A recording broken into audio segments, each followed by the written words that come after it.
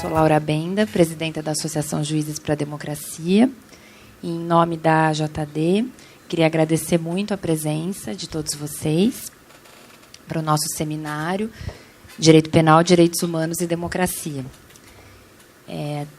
no qual vamos debater vários temas bastante importantes nesse momento delicado por que passam, né, as instituições brasileiras e também o Estado Democrático de Direito.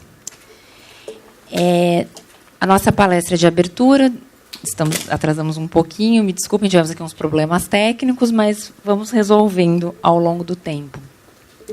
Nossa palestra de abertura, temos a honra de ter conosco o ministro Sebastião Alves dos Reis Júnior, do Superior Tribunal de Justiça.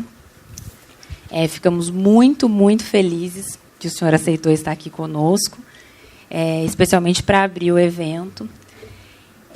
Então, vou apresentar nem precisaria, né, mas vou apresentar o ministro. O ministro Sebastião, então, atua na 6ª turma do Superior Tribunal de Justiça, é bacharel em Direito pela Universidade de Brasília e especialista em Direito Público pela Faculdade Mineira de Direito da PUC Minas.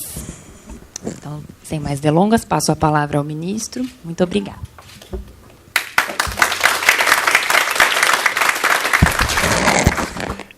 Bom dia a todos. Eu que agradeço a oportunidade de estar aqui. Eu sou um pouco diferente de vocês, porque eu sou juiz só há 6 anos e meio. Na verdade, eu entrei no tribunal pelo 5º. Eu fui 25 anos, fui advogado, mas com uma boa experiência, sem falsa modéstia. Eu rodei muito por aí, trabalhei muito por aí, rodando esse país todo. A ideia eu vou começar apresentando alguns números. Eu acho que uma das coisas que falta hoje no país é conhecimento. As pessoas falam, criticam, sem conhecer a realidade uma das outras.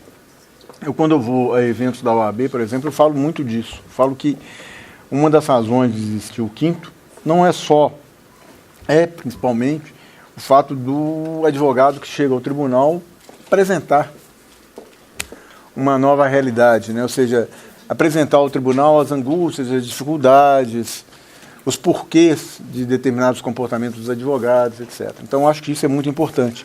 Mas eu acho importante também essa reciprocidade, ou seja, o advogado que se torna juiz apresentar para os advogados as dificuldades da magistratura, como é que funciona o tribunal, os perrengues, as dúvidas, as ansiedades também, que todos nós somos seres humanos, todos nós temos nossas dificuldades, nossos medos, nossas angústias, nossos dias ruins ou os dias bons, né? Isso faz parte da vida humana. E eu acho também esses encontros dessa natureza têm esse grande mérito, que é poder apresentar um pouco a realidade. Eu pretendo aqui começar a apresentar a realidade do meu tribunal, claro, dando foco na área penal, mas falando do que está acontecendo hoje.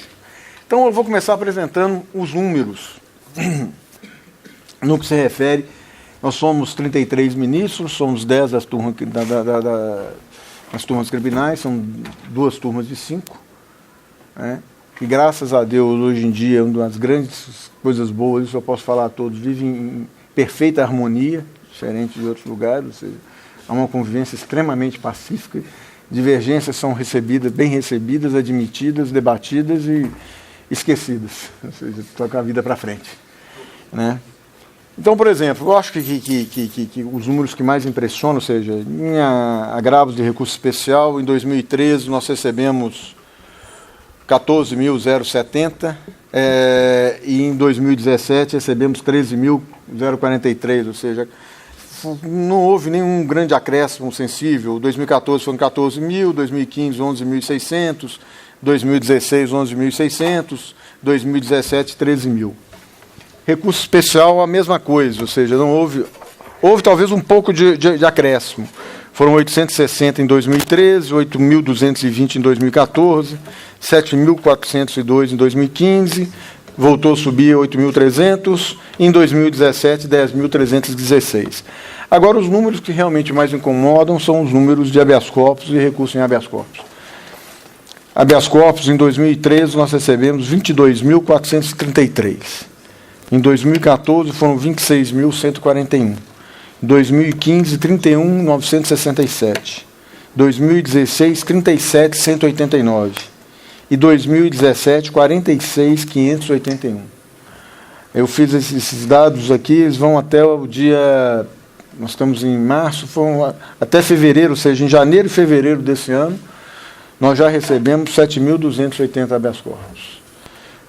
Somando com os recursos em habeas corpus, nós recebemos 9.000 em 2013, 10.800 em 2014, 11.800 em 2015, 12.700 em 2016 e 13.600 em 2017. Se somarmos aqui habeas corpus e recursos em habeas corpus, o ano passado nós recebemos 60.000 habeas corpus. Nós somos 10, cada um teve o prazer de receber 6.000 habeas corpus por ano e com uma média de 20 e poucos habeas corpus por dia. Teve dia, esse ano mesmo, teve um dia que eu recebi 41 habeas corpus num dia só.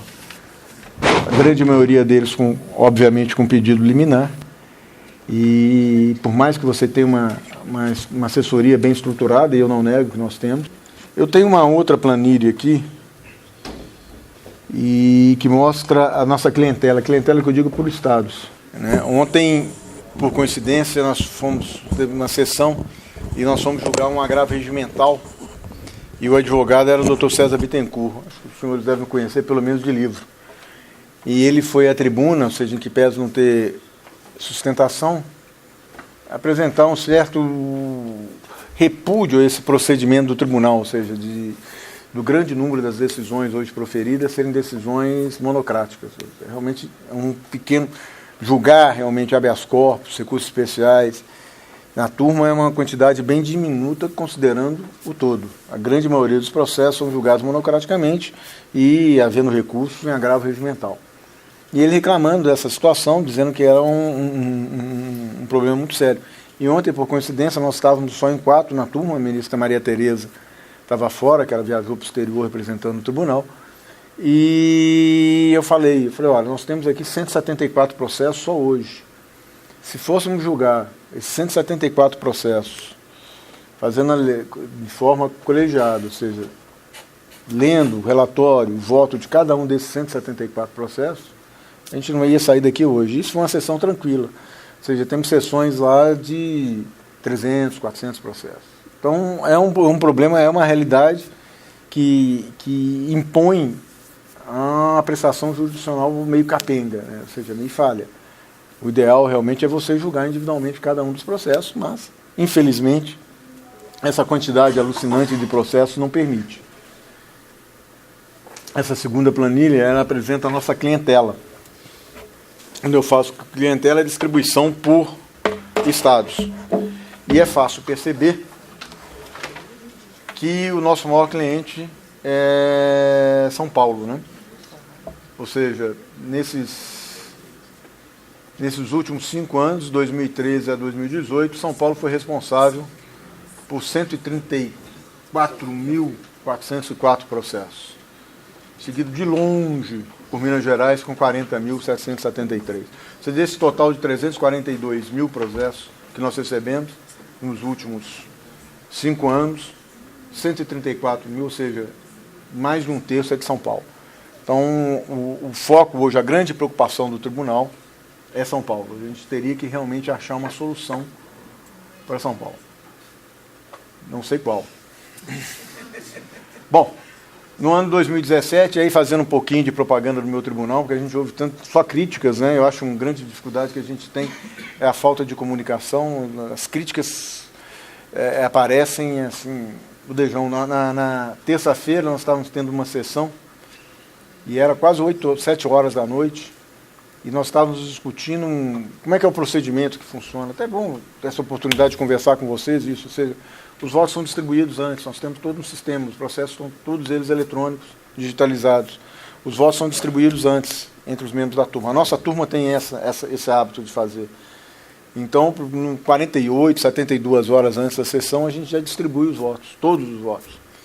E o sistema permite um debate já inicial, ou seja, a gente vai fazer um destaque, aquilo que a gente discorda, a gente já marca, diz o porquê que discorda, se tem alguma dúvida, a gente já coloca, pede um esclarecimento, se tem alguma sugestão, muitas vezes até redacional mesmo, já faz aquilo lá, para a gente otimizar um pouco o serviço. Nós somos 5 se dão muito bem, como eu falei aqui no início, realmente não é demagogia não, a gente se dá muito bem, e os 5 têm afinidade com o computador, então esse diálogo é muito intenso, é muito interessante. Às vezes você está escrevendo, você acabou de fazer uma observação, 2 minutos depois já vem a resposta, então a gente ganha muito em qualidade. E aqueles processos que recebem destaque, ou seja, que recebem qualquer tipo de observação, mesmo as observações positivas, quando da sessão de julgamento, eles são separados para julgar. E nessa terça-feira aconteceu uma coisa muito interessante, nós tivemos cerca de 10 ou 11 sustentações, as sustentações se encerraram, nós votamos aqueles processos com destaque dos advogados presentes, ou seja, barco de declaração, agravo regimental, que os advogados tinham algum interesse, que o advogado estava presente, e depois ficamos só nós, pessoal do tribunal e tal, e tinha um repórter do Conjur que estava assistindo o julgamento. E nós ficamos, assim, 20 minutos, 30 minutos, discutindo processo por processo. Teve discussões que duraram 15, 20 minutos para discutir problemas de dosimetria. 6 meses a mais, 6 meses a menos, e normalmente envolvendo casos, obviamente, de pessoas menos privilegiadas, né? Ou seja, ladrão, traficante, patrocida, estelionatário, coisas do dia a dia, realmente, de quem está envolvido com o direito penal é o que julga, né? A gente fica com uma ideia de que só os grandes crimes são julgados, quando, na verdade, isso é uma gota no oceano. E aí, quando acabou a sessão, eu fui conversar com um repórter do Conjur, veio conversar comigo, eu falei com ele, assim, olha, o meu grande inconformismo é justamente isso. Ou seja, que a imprensa só dá espaço para aqueles processos de repercussão. Então, quando você concede um habeas corpus, uma liberdade, ou algum benefício para uma pessoa, vamos dizer assim, privilegiada, com um advogado, fazem aquele carnaval, aquela coisa, aquele barulho, e vem aquele famoso discurso de que a justiça não julga, não decide a favor do preto, do pobre, da mulher, do desprotegido. E ali, realmente, a grande massa de processos nossos, eu falei, olha, você estava aqui, eram 7 horas da noite, a gente já tinha tido 11, 12 sustentações, e a gente discutindo, mas não era discutindo, não era uma assim, eu acho isso e pronto, acabou, não, era discutindo, querendo aprimorar a aplicação, lendo, cada um lia a decisão, questionava por causa disso, isso, aquilo, mostrando que a gente tem essa preocupação. Infelizmente, isso não é exteriorizado. Então, só para mostrar como é que é o nosso funcionamento. Mas aqui está, por exemplo, no ano de 2017, o tribunal proferiu 490.473 decisões terminativas, uma média de 40.873 processos julgados por mês, isso o tribunal todo, a média individual de 14.862 por ano, 1.238 por mês, isso considerando que o presidente não tem atividade jurisdicional diminuta, né, só suspensão de segurança ou algum processo na corte. O vice-presidente só despacha admissibilidade de recurso extraordinário e o corregedor do CNJ só atua na corte especial, ou seja, com uma distribuição bem reduzida. Em 2017 foram recebidos 332.284 processos e foram baixados 373.931. Está tentando baixar, mas não consegue. O acervo hoje do tribunal ainda é de cerca de 400 mil processos. O acervo da terceira sessão hoje são 59.300 processos, uma média de 5.930 para cada um. Eu estou um pouco abaixo dessa média, eu estou com 5.000 processos. E entre os 10 assuntos mais discutidos de 2012 até agora, 4 são de competência da terceira sessão. Tráfico, roubo, homicídio, execução penal. Ou seja, nada de grande repercussão social, nada de grande motivo para salvação do país. De todos esses assuntos principais, ou seja, são 400, o nosso acervo 402.167, 159.000 são da terceira sessão. É uma coisa muito interessante mostrar esses números, quando a gente fala do tribunal. O tribunal foi criado em 1988.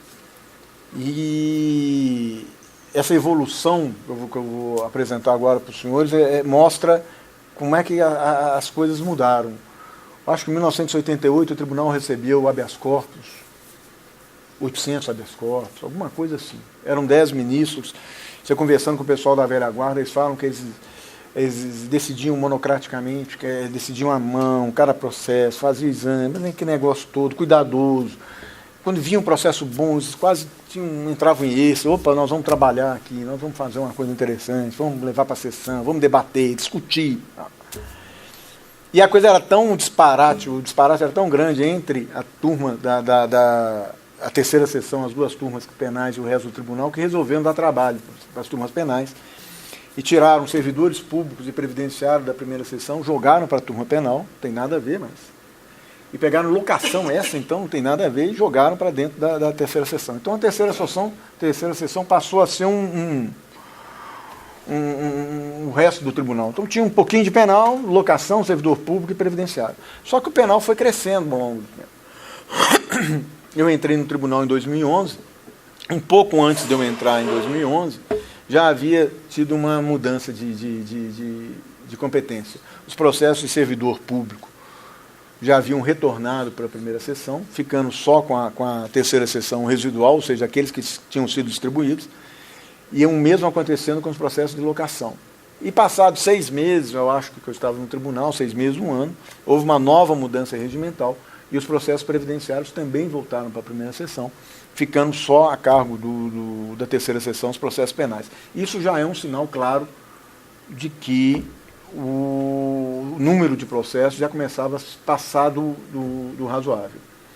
E sempre havia uma discussão, o pessoal da terceira sessão trabalha menos quem recebe processo, e infelizmente, o ano passado nós já conseguimos receber mais processos que tanto a primeira sessão quanto a segunda sessão. Ou seja, hoje o maior número de distribuições é processo para a primeira sessão, para a terceira, até porque primeira e segunda são beneficiados com um filtro feito pela própria presidência do tribunal, naquelas matérias mais pacificadas, uniformes, com repetitivos, com súmulas, etc. Fica tudo represado um pouco na presidência, a presidência já faz esse filtro e já consegue represar bem, né?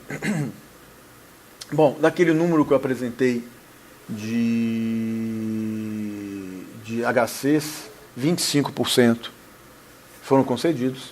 Eu não tenho aqui como dizer de que modo que foi essa concessão, ou seja, na verdade a concessão pode ter sido para reduzir a pena de 6 meses, pode ter sido para absolver, pode ter sido para reconhecer uma prescrição, para mudar um regime, para garantir um direito de progressão, ou seja, N coisas, mas já é preocupante que 1/4 dos HCs que chegam ao tribunal, que nós chamamos de terceira instância, sejam concedidos, em maior ou menor extensão, mas só isso já é uma coisa realmente preocupante. Enquanto os RHC, 7,4 deles foram providos também na mesma situação. O que esses números significam? Para mim, cada um tem condição de fazer uma leitura diferente desses números. A leitura que eu faço é essa, mais ou menos, que eu coloco aqui, e depois me desculpem se eu ficar viajando um pouquinho, mas esses assuntos, sempre quando você começa a falar uma coisa, puxa outra, lembra de outro detalhe e vai falando. Então, o primeiro deles é uma realidade, é a maior acessibilidade à justiça. Isso nós não temos como negar, não só no campo penal, mas como um todo. Então, você tem hoje os juizados especiais, você tem a justiça hoje, por exemplo, a Justiça Federal, antigamente concentrava nas capitais, hoje ela já entrou pelo país adentro. A Justiça Estadual mesmo aumentou o seu braço. Então, isso tudo provoca um maior número de processos. Há um maior acesso a informações. As pessoas hoje têm, indiscutivelmente, um maior conhecimento dos seus direitos. A internet, você tem uma TV Justiça, ou seja, que por incrível que pareça, a gente acha que não, mas muita gente assiste. Não estou falando não só as sessões, mas esses programas, né? Então muita gente assiste. Então você tem realmente uma maior condição de conhecimento. Pessoas, tem um vizinho que fala que, olha, eu consegui isso, você pode conseguir também, tenta e tal. Você tem, infelizmente, uma coisa que existe, eu acho que acontece no Rio, principalmente, que eu já fui algumas vezes no Rio de Janeiro, em debates lá, eu percebi isso, que aquele pessoal que fica captando, né, clientela, né, que é uma coisa impressionante aqui também, né, ou seja, que vá para a porta essas questões dessa advocacia de massa, né, ou seja, telefonia, luz, essas coisas todas, esse direito do consumidor, né, que tem realmente uma captação até um pouco abusiva de clientela, mas isso incha a justiça. Você tem um problema não, graças a Deus, uma defensoria pública mais bem estruturada, mais bem organizada, que é uma coisa que lá no tribunal, nas turmas penais, eles são elogiados semana sim, semana não.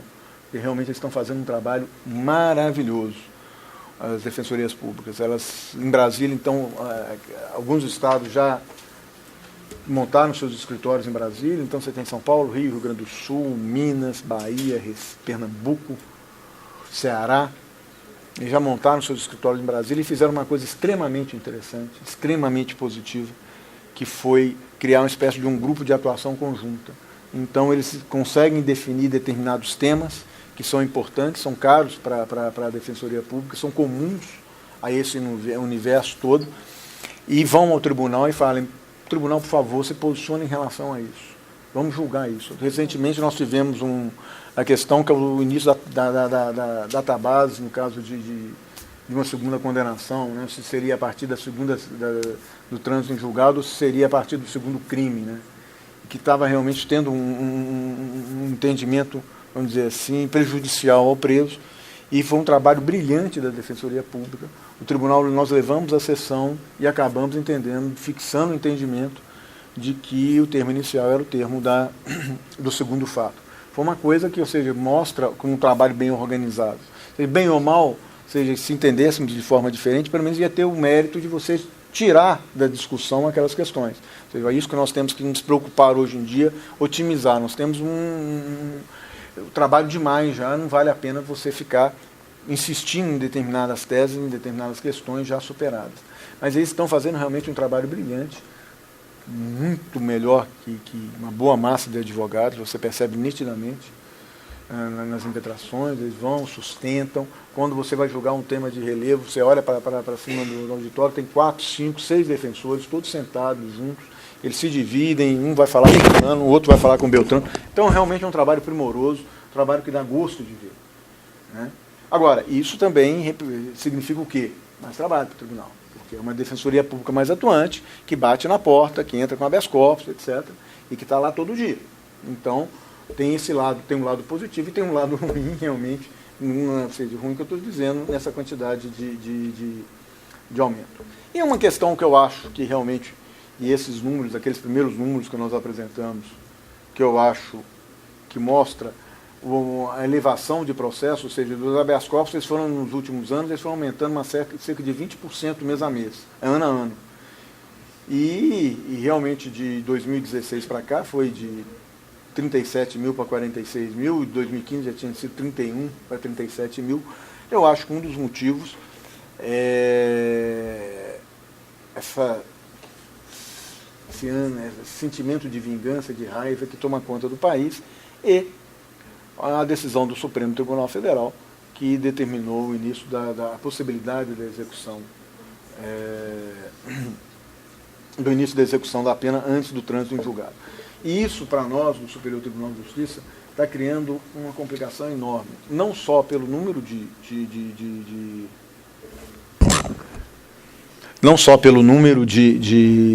de processos, como também por um fato operacional, ou seja,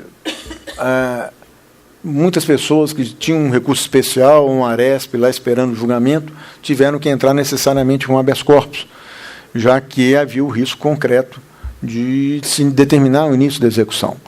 E não adianta falar, poderia entrar com uma tutela, poderia entrar com uma medida cautelar, porque a realidade é completamente diferente. A grande parte da advocacia brasileira, infelizmente, não sabe nem utilizar esses instrumentos. São instrumentos técnicos, ou seja, até novos, né? Ou seja, a tutela, ela veio agora, tutela provisória veio agora com a reforma do Código de Processo Civil, E então há uma grande dificuldade. O caminho natural é o uso do habeas corpus. E havia aquele entendimento ainda de que o habeas corpus não pode ser conhecido como substitutivo de recurso, então tinham quem entrava com recurso em habeas corpus, depois entra com habeas corpus. Então você tem uma miscelânea de processos, muitas vezes, no tribunal, decidindo a mesma questão, atacando a mesma decisão, discutindo a mesma questão. Ou seja, o agravo, o RESP, o HC e o RHC, às vezes você tem 3 processos, um mesmo paciente atacando o mesmo acórdão. E aí você tem um problema que é a falta vamos dizer assim, de apoio dos advogados, ou seja, que, identificando essa pluralidade de processos, eles fazem questão de não avisar, transferindo essa responsabilidade para cada gabinete. E a gente é um controle chato que a gente tem que fazer, porque às vezes você errando, na hora de cadastrar uma letra, você já não consegue mais localizar o processo similar. E acontece muito de você, infelizmente, em determinadas situações, proferir decisões no mesmo processo. E pode acontecer, é evidente, com esse volume de processo, que as decisões sejam um pouco diferentes. Então, isso implica para o tribunal, para o nosso dia a dia, uma complexidade maior. Ou seja, porque quando o processo chega no gabinete, a primeira coisa que você tem que fazer, além de fazer um filtro definindo qual é o assunto, qual é a matéria, é verificar se não há um processo correlato àquele. Se já não há um RESP, já não é um ARESP, um HC, ou um RHC, juntar os dois e controlar para não correr o risco de haver um julgamento separado deles. Então, isso é uma questão operacional muito complicada para a gente. No que se refere a esse sentimento, o que está acontecendo no país, teve um dia lá em Brasília, tinha acordado, estava no café, tinha tomado café. Eu tenho o hábito de caminhar todo dia com minhas cachorras, eu falo que são minhas personagens treinos. Então, com 3 cachorras que todo dia elas me fazem sair da cama 6 horas da manhã para caminhar. Aí eu faço a caminhada, volto e vou tomar um café. E eu estava me preparando, esperando o café ficar pronto, e eu comecei a mexer no celular e me peguei, e isso que foi que me assustou, com aquela ânsia de você pegar a notícia, começar a passar, botar no grupo tal, isso, aquilo, tudo. Eu falei, gente, que mundo é esse que a gente está passando, né? E notícias cada vez, um disparate, assim, para quem está no meio, para quem está no dia a dia, a gente percebe nitidamente o absurdo que são determinadas questões, são colocadas, são postos, os comentários são postos, a agressividade que isso está acontecendo. E isso me assustou, assim, terrivelmente. Eu falei, gente, que isso, que loucura. Onde que nós estamos chegando nisso aí? Ou seja, há uma liberdade, mas uma liberdade que está sendo muito mal utilizada, muito mal utilizada. E aí você começa a verificar, né? Então, a gente estava conversando aqui um pouco antes, a gente via aquele negócio, na época do mensalão já, você tinha mesa redonda após a sessão de julgamento do mensalão. Eu falei, mesa redonda, ou seja, pessoas normalmente leigas, comentando uma decisão, um dia de sessão de um processo extremamente complexo, que muitas vezes nem os seus próprios julgadores sabiam direito o que eles tinham votado, votos longos, detalhados, com uma diversidade de questões que estavam sendo postas lá, você te discutia dosimetria, o fato, não sei mais do que, se você chegasse para o relator no final do dia, o que vocês decidiram, afinal de contas, ele ia ter que parar e pensar e respirar, até porque tem intervenções, debates, você tem que contar quem votou o quê, eu discordei dessa dosimetria, desse réu, eu concordo. Então é um caos, e você via na mesa redonda 3 pessoas, 4 pessoas, discutindo, debatendo, e, em geral, criticando. E muito no viés ideológico, né? Se você gosta de fulano, tudo bem. Se você não gosta de Beltrano, está tudo errado, tudo sem problema. Então, isso é muito ruim, ou seja, você começa a criar na sociedade um ambiente muito negativo para tudo, e é o que a gente está vendo hoje em dia, né? Ou seja, um sentimento de raiva das pessoas. As pessoas, muitas vezes, você tem extremos. Eu lembro que o ministro Barroso, logo que ele chegou no Supremo, ele foi julgado num desses embargos do mensalão, e uma coisa que ele observou, e ele já chegou sendo muito criticado, porque ele estava decidindo de um jeito ou de outro, não sei, que estava reduzindo a pena, ou aceitando os embargos infringentes, alguma coisa dessa. Ele reduziu a pena, julgando os embargos declaratórios, ele estava reduzindo pena. E aí, ele sendo muito criticado por isso, uma coisa que me chamou muita atenção foi uma observação que ele fez, dizendo o seguinte: olha, tudo bem, não gostam do meu voto, perfeito, não tem problema, mas vamos discutir as ideias, não vamos atacar as pessoas. E, infelizmente, é isso que está acontecendo.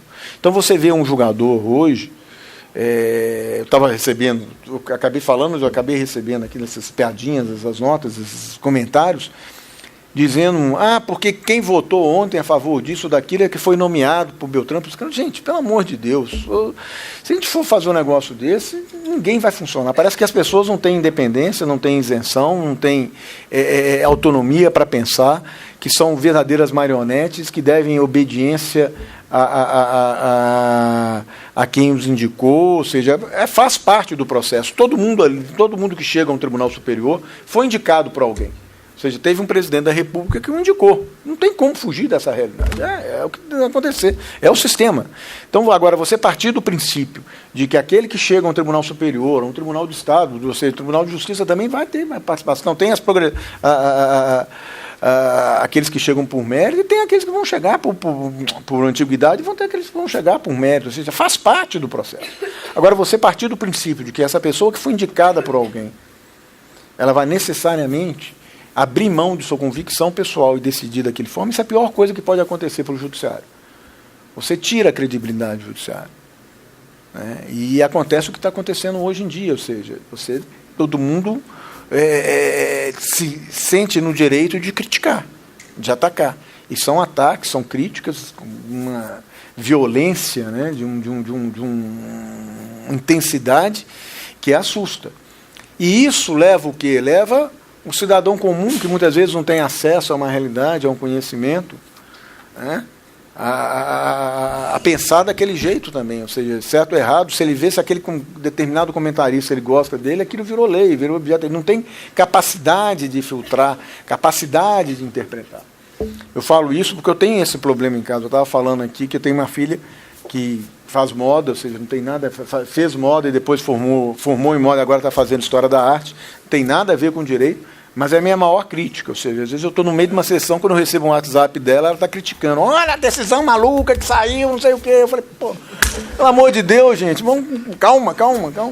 E é muito engraçado isso, mas é pura realidade. Ou seja, eu tenho 2 irmãos que moram em Belo Horizonte, são médicos, meu pai foi juiz federal, foi ministro do tribunal. A gente viveu a vida inteira nesse meio, né? Minha mãe era advogada, ou seja, era um ambiente esse todo, mas eles são médicos e vira e mexe, eles começam a criticar e apontar e fazer e tudo.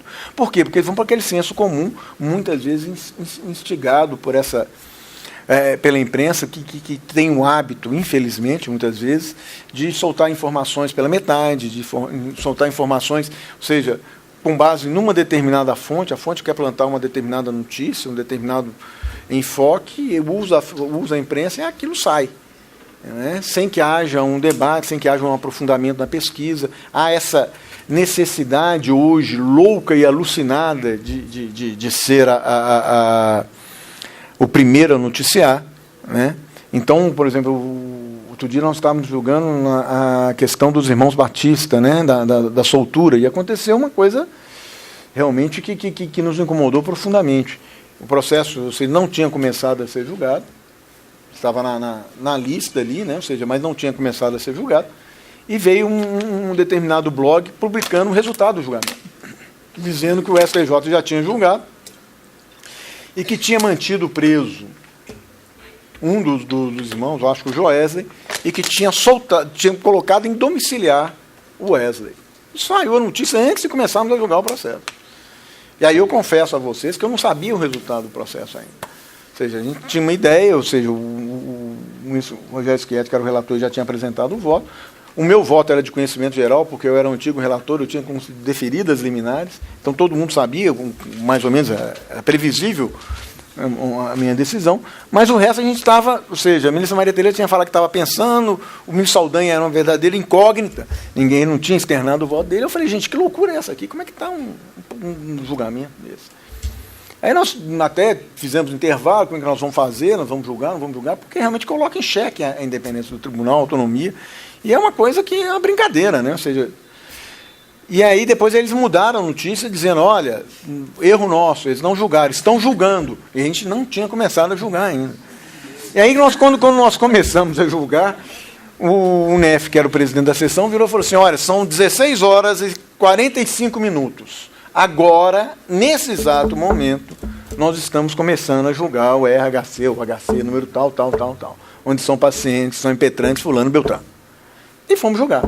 E o resultado foi completamente diferente daquele resultado que saiu. Ou seja, o resultado que tinha sido publicado é que um ficava preso e o outro estava em prisão domiciliar. E nós soltamos os dois com alternativas, ou seja, proibição de trabalhar na empresa, proibição de contato com outros correios, aquelas coisas normais que a gente faz um caso assim meio, uma certa repercussão meio complicado. E aplicamos a você, mas os dois foram soltos. Um deles permaneceu preso em razão de uma decisão do Supremo Tribunal Federal, ou seja, não tinha nada a ver. Né? E aí, no dia seguinte, eu começo em um outro determinado blog, escândalo no STJ, o CNJ tem que apurar, o resultado do julgamento já era de conhecimento de todo mundo. Eu falei, gente, o resultado não tem nada a ver com o negócio. Aí coloca já, um foi solto, o outro foi preso, como tinha sido anunciado. O outro continuou preso, mas o outro continuou preso por causa da outra decisão. O cara foi solto, a gente tinha falado, a notícia era prisão domiciliar. Então, esse tipo de coisa, esse tipo de comportamento, que está cada dia ficando mais conhecido. Ontem mesmo o UOL também soltou uma dessa, ou seja, eu não sei se perceberam, durante o julgamento, ontem no caso do Lula, ele já tinha falado que o ministro Fachin tinha votado pela negativa do habeas corpus, e o julgamento não tinha conhecido, estava ainda na fase de sustentação, ou seja, não tinha ainda, mas já davam assim. O ministro Fachin nega provimento ao habeas corpus, não concede a ordem, denega a ordem, porque também eu não sei nem que palavra que eles usam para identificar isso. Então, isso, infelizmente, está acontecendo, está tomando conta do nosso espaço. É uma coisa muito complicada e muito ruim. Essa quantidade de informações contraditórias, informações mentirosas, e que levam a um determinado comportamento por parte da magistratura, infelizmente, de se retrair, de se afastar das pessoas, de se afastar da própria comunidade. Ou seja, hoje um juiz se sente acanhado em conversar com um advogado. Eu estava vendo aqui uma foto no Twitter, que recuperaram uma foto de 2000 e alguma coisa, ou seja, o ministro Veloso era ministro do Supremo Tribunal Federal ainda, ele cumprimentando o Batóquio, ou seja, após um julgamento, que foi, parece que na época o Supremo concedeu uma liminar em favor do Maluf, o Batóquio era advogado do Maluf, e coloca uma foto dos dois se cumprimentando, sorrindo depois do julgamento. Coisa mais normal do mundo, um juiz cumprimentar um advogado, gente, pelo amor de Deus. Isso às vezes você conhece de longa data, faz parte do dia a dia da magistratura, ou seja, estudaram juntos. Eu tenho advogados que estudaram comigo, ou seja, você conhece no dia a dia, faz parte. E aí, mas dá aquela impressão, olha só, estão sorridentes na foto, estão dando a entender que existe alguma coisa. Isso, infelizmente, isso enfraquece. Eu acho que a gente tem que fazer um trabalho, realmente, de desconsiderar esse tipo de coisa, de evitar que isso se propague, que é muito ruim para a magistratura e, tem estudantes aqui, para a própria advocacia. Ou seja, na frente vocês vão ver como é que isso reflete de maneira negativa. Né?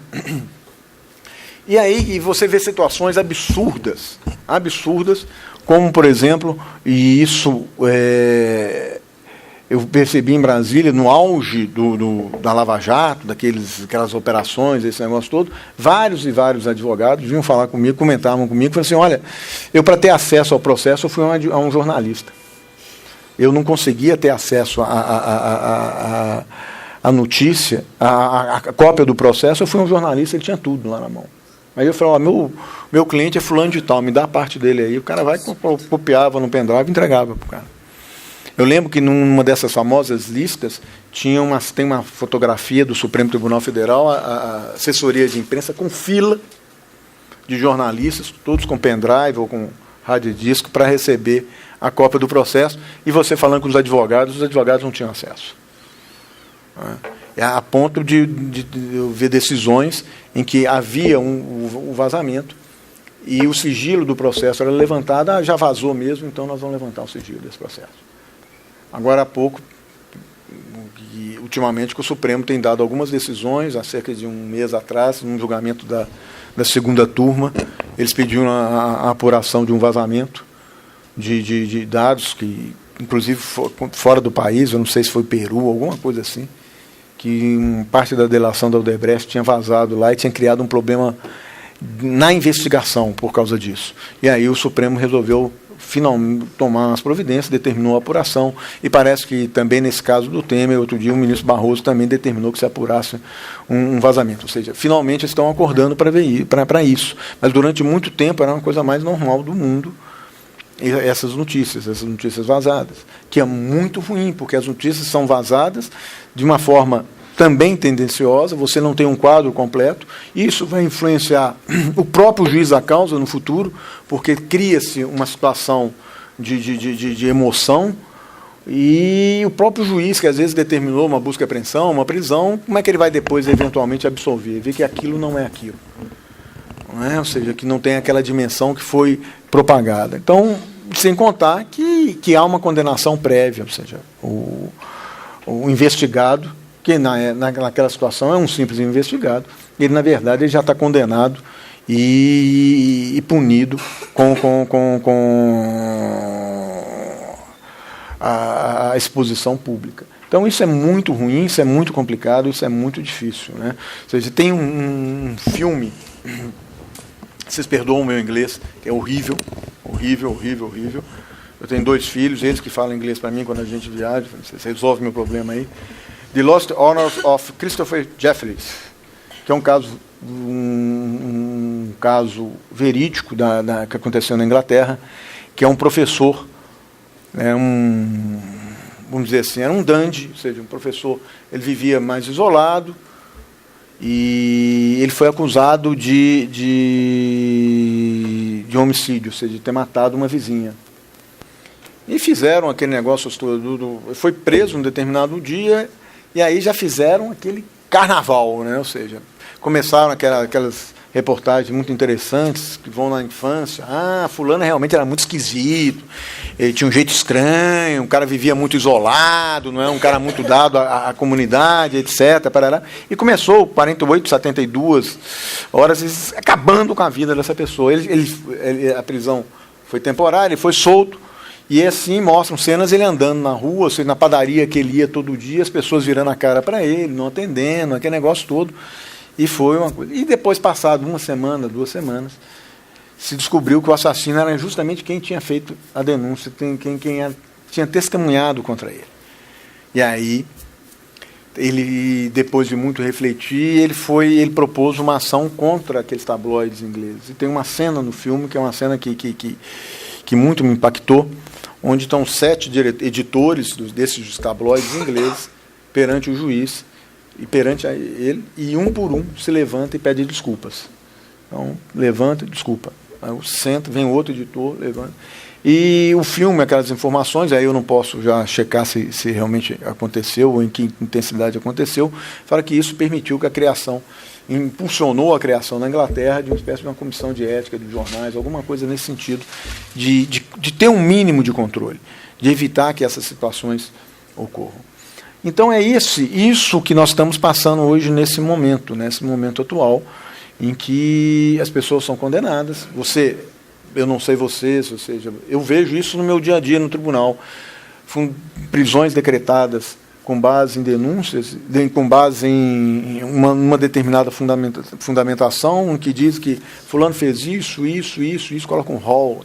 Normalmente essas organizações criminosas, com aquele rol, o cara fez isso, 10 crimes, não sei quantos crimes, e quando vem a denúncia, na verdade, ele é mal denunciado por 1 ou 2 coisas, aquela que constavam dos fundamentos da prisão. E o pior é que numa situação como essa, não há, por parte do juiz, pelo menos o cuidado de rever a sua decisão inicial, e o cidadão continua preso, mesmo com um quadro sendo bem diferente daquele quadro que ocorreu por ocasião da denúncia. Isso, ou seja, é um trabalho, ou seja, o Ministério Público sabe usar isso muito bem, isso não se pode negar, esse trabalho de mídia, ou seja, esse trabalho de entrevistas coletivas, de divulgar um determinado quadro, muitas vezes muito mais grave, muito mais pesado do que é a realidade, né? E isso, infelizmente, acaba levando, por parte de alguns juízes, uma espécie de vamos para o melhor, o mais cuidadoso aqui é decretar a prisão. Então, aquilo que antigamente era a exceção, infelizmente, está realmente virando a obra. Então, aqui eu faço esses comentários, né, ou seja, esse problema das informações vazadas, são negados aos interessados sob argumento de sigilo, a imprensa tem acesso antecipado às investigações, às decisões das partes interessadas, aquelas coisas que eu já estou comentando. Outra coisa que eu acho que... Como é que nós vamos poder mudar essa situação? Porque é uma situação que existe e a gente fica pensando, como é que nós vamos mudar isso? O que nós podemos fazer? Eu acho que é um trabalho que tem que ser de todos. Eu lembro que uns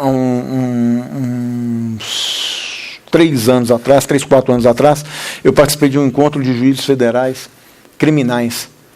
E uma das coisas que eu ouvi, uma reclamação que eu ouvi, era um juiz dizendo, mas os tribunais não dão ouvido ao juiz de primeira instância. O juiz de primeira instância não é considerado, não sei mais o que e tal. Falei, tudo bem, eu concordo que muitas vezes o tribunal passa por cima disso. Mas eu acho que muitas vezes também o juiz de primeira instância não se ajuda. Quando eu falo aqui que 25% dos habeas corpus foram concedidos, alguma coisa está errada. E eu acho que, ultimamente, nós tivemos fatos que aconteceram. O bom disso tudo, que eu preparei mais ou menos o que eu ia falar 2 semanas atrás, hoje já tem se atropelado por circunstâncias, por fatos novos, que te dão novos elementos e acaba saindo aqui. Então, eu vou comentar, por exemplo, há cerca de 2 semanas atrás, a sessão do tribunal mudou o entendimento, voltou e entendeu que era insignificante aqueles crimes tributários até R$20 mil, ou seja, aplicou a jurisprudência do Supremo Tribunal Federal. Ponto. Fizemos isso, ou seja, com vários, tanto é que o entendimento, a grande parte, na verdade, entende que não é caso de se aplicar a insignificância, mas houve ali uma preocupação de se botar ordem vamos dizer assim, no contexto todo, ou seja, não tem condição, com essa quantidade louca de processos nós temos, de ficar insistindo em decisões que vão ser reformadas na instância superior imediatamente. Então, para que você vai fazer? Todos nós da terceira sessão já tínhamos recebido liminares e ordens concedidas pelo Supremo Tribunal Federal contra decisões nossas que haviam afastado a insignificância. Então, eu até que propus, eu falei, gente, vamos voltar, vamos aderir de uma vez isso para não continuar com aquela coisa toda. No caso, eu sou a favor da insignificância, mas a grande maioria do tribunal não era, e decidimos desse jeito. Eu não vi nenhuma crítica, ou seja, crítica por parte da advocacia.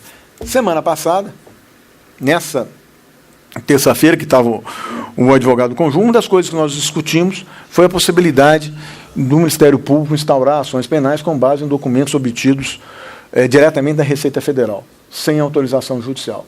Nesse caso, a posição do tribunal, da turma, e eu acho que da quinta turma também, é no sentido de que isso não pode acontecer. Mas a realidade é que o Supremo tem um sem número de decisões, no sentido contrário.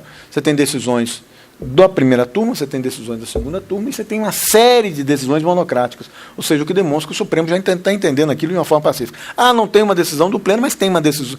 Ou seja, a grande maioria do tribunal já se posicionou, seja nas turmas, seja monocraticamente, no sentido de que isso é possível. E o nosso entendimento foi, vamos abrir mão da nossa convicção e vamos aderir à decisão do Supremo, porque nós precisamos seguir a vida. Não tem condição de você, cada um, decidir de uma certa forma. E aí, por exemplo, essa reportagem do Conjur, na parte final, fala que alguns advogados presentes na sessão vão se retirarem e falar, vamos acabar logo com o STJ, e eles estão deixando se impressionar pelo Supremo.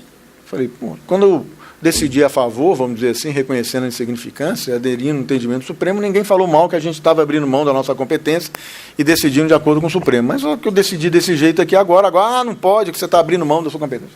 Não dá para a gente trabalhar. E isso tem acontecido com assuntos, ou seja, vocês devem ter notícia, ou seja, problema da questão do direito da prisão domiciliar da mulher. Ou seja, ouvi uma notícia que o Tribunal de Justiça de São Paulo passou encaminhou um ofício mandando os juízes todos em primeira instância, no prazo de 30 dias, aplicarem a decisão do Supremo.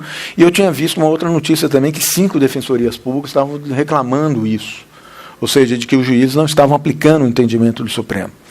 E eu tenho várias decisões, isso aconteceu outro dia, estávamos conversando no tribunal, que já aconteceu comigo e aconteceu também com outros colegas, que você determina, há uma decisão, essa decisão baixa para cumprimento, e você recebe um e-mail do juiz dizendo que não está confortável em cumprir aquela decisão. Você recebe uma carta do juiz falando que vai esperar transitar em julgado, que ele não vai cumprir aquilo, e não sei mais o quê. Ou seja, então, o que acontece? Quando eu falo que o juiz de primeira instância tem que ajudar, é por causa disso. Ou seja, nós temos que ter hoje consciência de que o judiciário ele não suporta mais a quantidade de processos. Né? Outro dia o ministro Saldanha fez um comentário. Eu tenho tempo? Eu fiz um comentário, outro dia o ministro Saldanha fez um comentário muito interessante na turma, dizendo que, acho que foi no Sergipe, que eles entraram em contato, o gabinete dele entrou em contato, quis entrar em contato com a comarca para verificar a situação de um determinado processo, e que o telefone da comarca era o orelhão, que ficava na frente do fórum. Eu tive uma vez, eu soltei um índio, cacique Babau, alguma coisa assim. Esse cacique tinha sido indicado para fazer parte de uma delegação brasileira que ia visitar o Papa, não sei mais o que, tal, mas ele estava envolvido num homicídio lá na Bahia. E eu soltei esse cacique numa sexta-feira, véspera de Carnaval. Ou seja, na verdade, eu dei a decisão na quinta, ou seja, era no final do dia, o fax, sei lá, porque a gente usa isso ainda, por incrível que pareça, tem telex, tem fax, a gente usa. As pessoas acham que não, mas a gente usa isso. Né? E, bom, a comunicação tinha saído na sexta-feira de manhã, alguma coisa assim. E aí eu recebo, estava em casa, 5h30 da tarde, 6 horas da tarde, eu recebo um telefonema da Procuradoria-Geral da República, com um assunto que envolvia índio, todo mundo fica preocupado. Aí me ligando, dizendo, olha, ministro, a decisão não foi cumprida até agora. Eu falei, pô, o que eu posso fazer? Eu estou aqui, lá na origem, o problema não é meu. Não tem como chegar e pegar a mão do juiz e forçá-lo a assinar o alvará. Mas aí eu peguei o telefone e liguei para o presidente do Tribunal de Justiça da Bahia. Eu falei, presidente, está acontecendo isso, não sei o quê, parará, o senhor pode dar uma olhada aí, ver o que é possível fazer. Ele falou, tudo bem. E aí me retornou a ligação falando o seguinte, olha, ministro, o que está acontecendo é o seguinte, o juiz é responsável pela comarca, ele trabalha em 2 comarcas. Então ele tem essa comarca e tem uma outra que fica 50, 60 quilômetros. Então ele fica nessa comarca na parte da manhã e fica na outra comarca na parte da tarde. Quando a ordem chegou, ele já estava na outra comarca. Então por isso a dificuldade, a demora em cumprir. Então essa é a nossa realidade. E aí quando eu vejo o Supremo Tribunal Federal fixando uma determinada interpretação em determinado assunto, e eu vejo um juiz dizendo que não concorda com aquilo e por isso ele não vai cumprir, eu falei, gente, nós estamos vivendo num outro mundo, ou seja, não tem condição da magistratura prosseguir dessa forma, com cada juiz aplicando aquele direito que ele acha que é o direito justo. Eu acho que todo mundo tem direito a uma opinião, todo mundo tem direito a criticar, todo mundo tem direito a divergir. Faz parte. É uma das coisas mais bonitas que tem no tribunal, no direito isso. Agora, eu acho que todos nós temos que ter uma visão um pouco pragmática da coisa. O que adianta eu ter uma resistência? Eu recebo, acho que foi 6, 7 anos atrás, o Supremo declarou inconstitucional o artigo da lei tal, sou péssimo para número, que impunha a obrigatoriedade do regime fechado nos crimes hediondos. 6, 7 anos. Até hoje, eu recebo decisões impondo o regime fechado, único e exclusivamente com base na lei, para se tratar de um crime hediondo. E isso são decisões de juízes mantidas por tribunais. Aí eu falo, gente, isso não tem condição de você continuar numa situação dessa. Então, onde nós vamos chegar num quadro desse? Por que não tem, olha, ressalvo minha opinião, mas tendo em vista que o Supremo já decidiu, tá? Aí você vê os fundamentos mais interessantes do mundo. Olha, o Supremo declarou inconstitucional, mas foi em controle difuso por maioria, então eu não vou cumprir. Olha, eu sei que existe a súmula tal do STJ sobre essa assunto, mas eu não vou cumprir também, porque eu não gosto dessa súmula, não concordo com a súmula. Outro dia nós aprovamos uma súmula, nem sei mais qual foi o assunto, e de repente vem um meu assessor e me apresenta e fala, ministro, eu estou fazendo uma proposta aqui de repetitivo. Eu falei, mas nós acabamos de aprovar a súmula. Ele falou, mas o problema é que a súmula não adianta nada. O repetitivo, pelo menos, segura os processos lá embaixo. E o processo não sobe, ou seja, pelo menos a gente vai ter isso, tem um caráter vinculativo maior. Então, é isso que está acontecendo nesse país hoje. Teve um desembargador daqui, que foi convocado, ficou no tribunal. Gente, o nome dele falhou agora, estou ficando velho. Mas, Maranhão. Ele ficou no tribunal convocado, ficou um ano e pouco. Uma pessoa extraordinária. E ele me confessou, ele chegou para mim e falou assim, olha, Sebastião, eu acho que todos os embargadores deviam passar 6 meses aqui no STJ, para a gente ter uma noção do que é o país. Porque cada um tem uma visão muito localizada, muito regionalizada da sua vida. Seus problemas são muito pontuais. Aqui no STJ que você consegue ter uma dimensão do que está acontecendo no país como um todo. Então, quando você vê o tribunal sendo obrigado, por exemplo, quantas vezes nós já dissemos que as decisões têm que ser fundamentadas, que a prisão não pode ser decretada única e exclusivamente com base na gravidade do delito. O fato de ser tráfico por si só não autoriza a prisão. O fato de ser roubo por si só não autoriza a prisão. O fato de ser homicídio por si só não autoriza a prisão.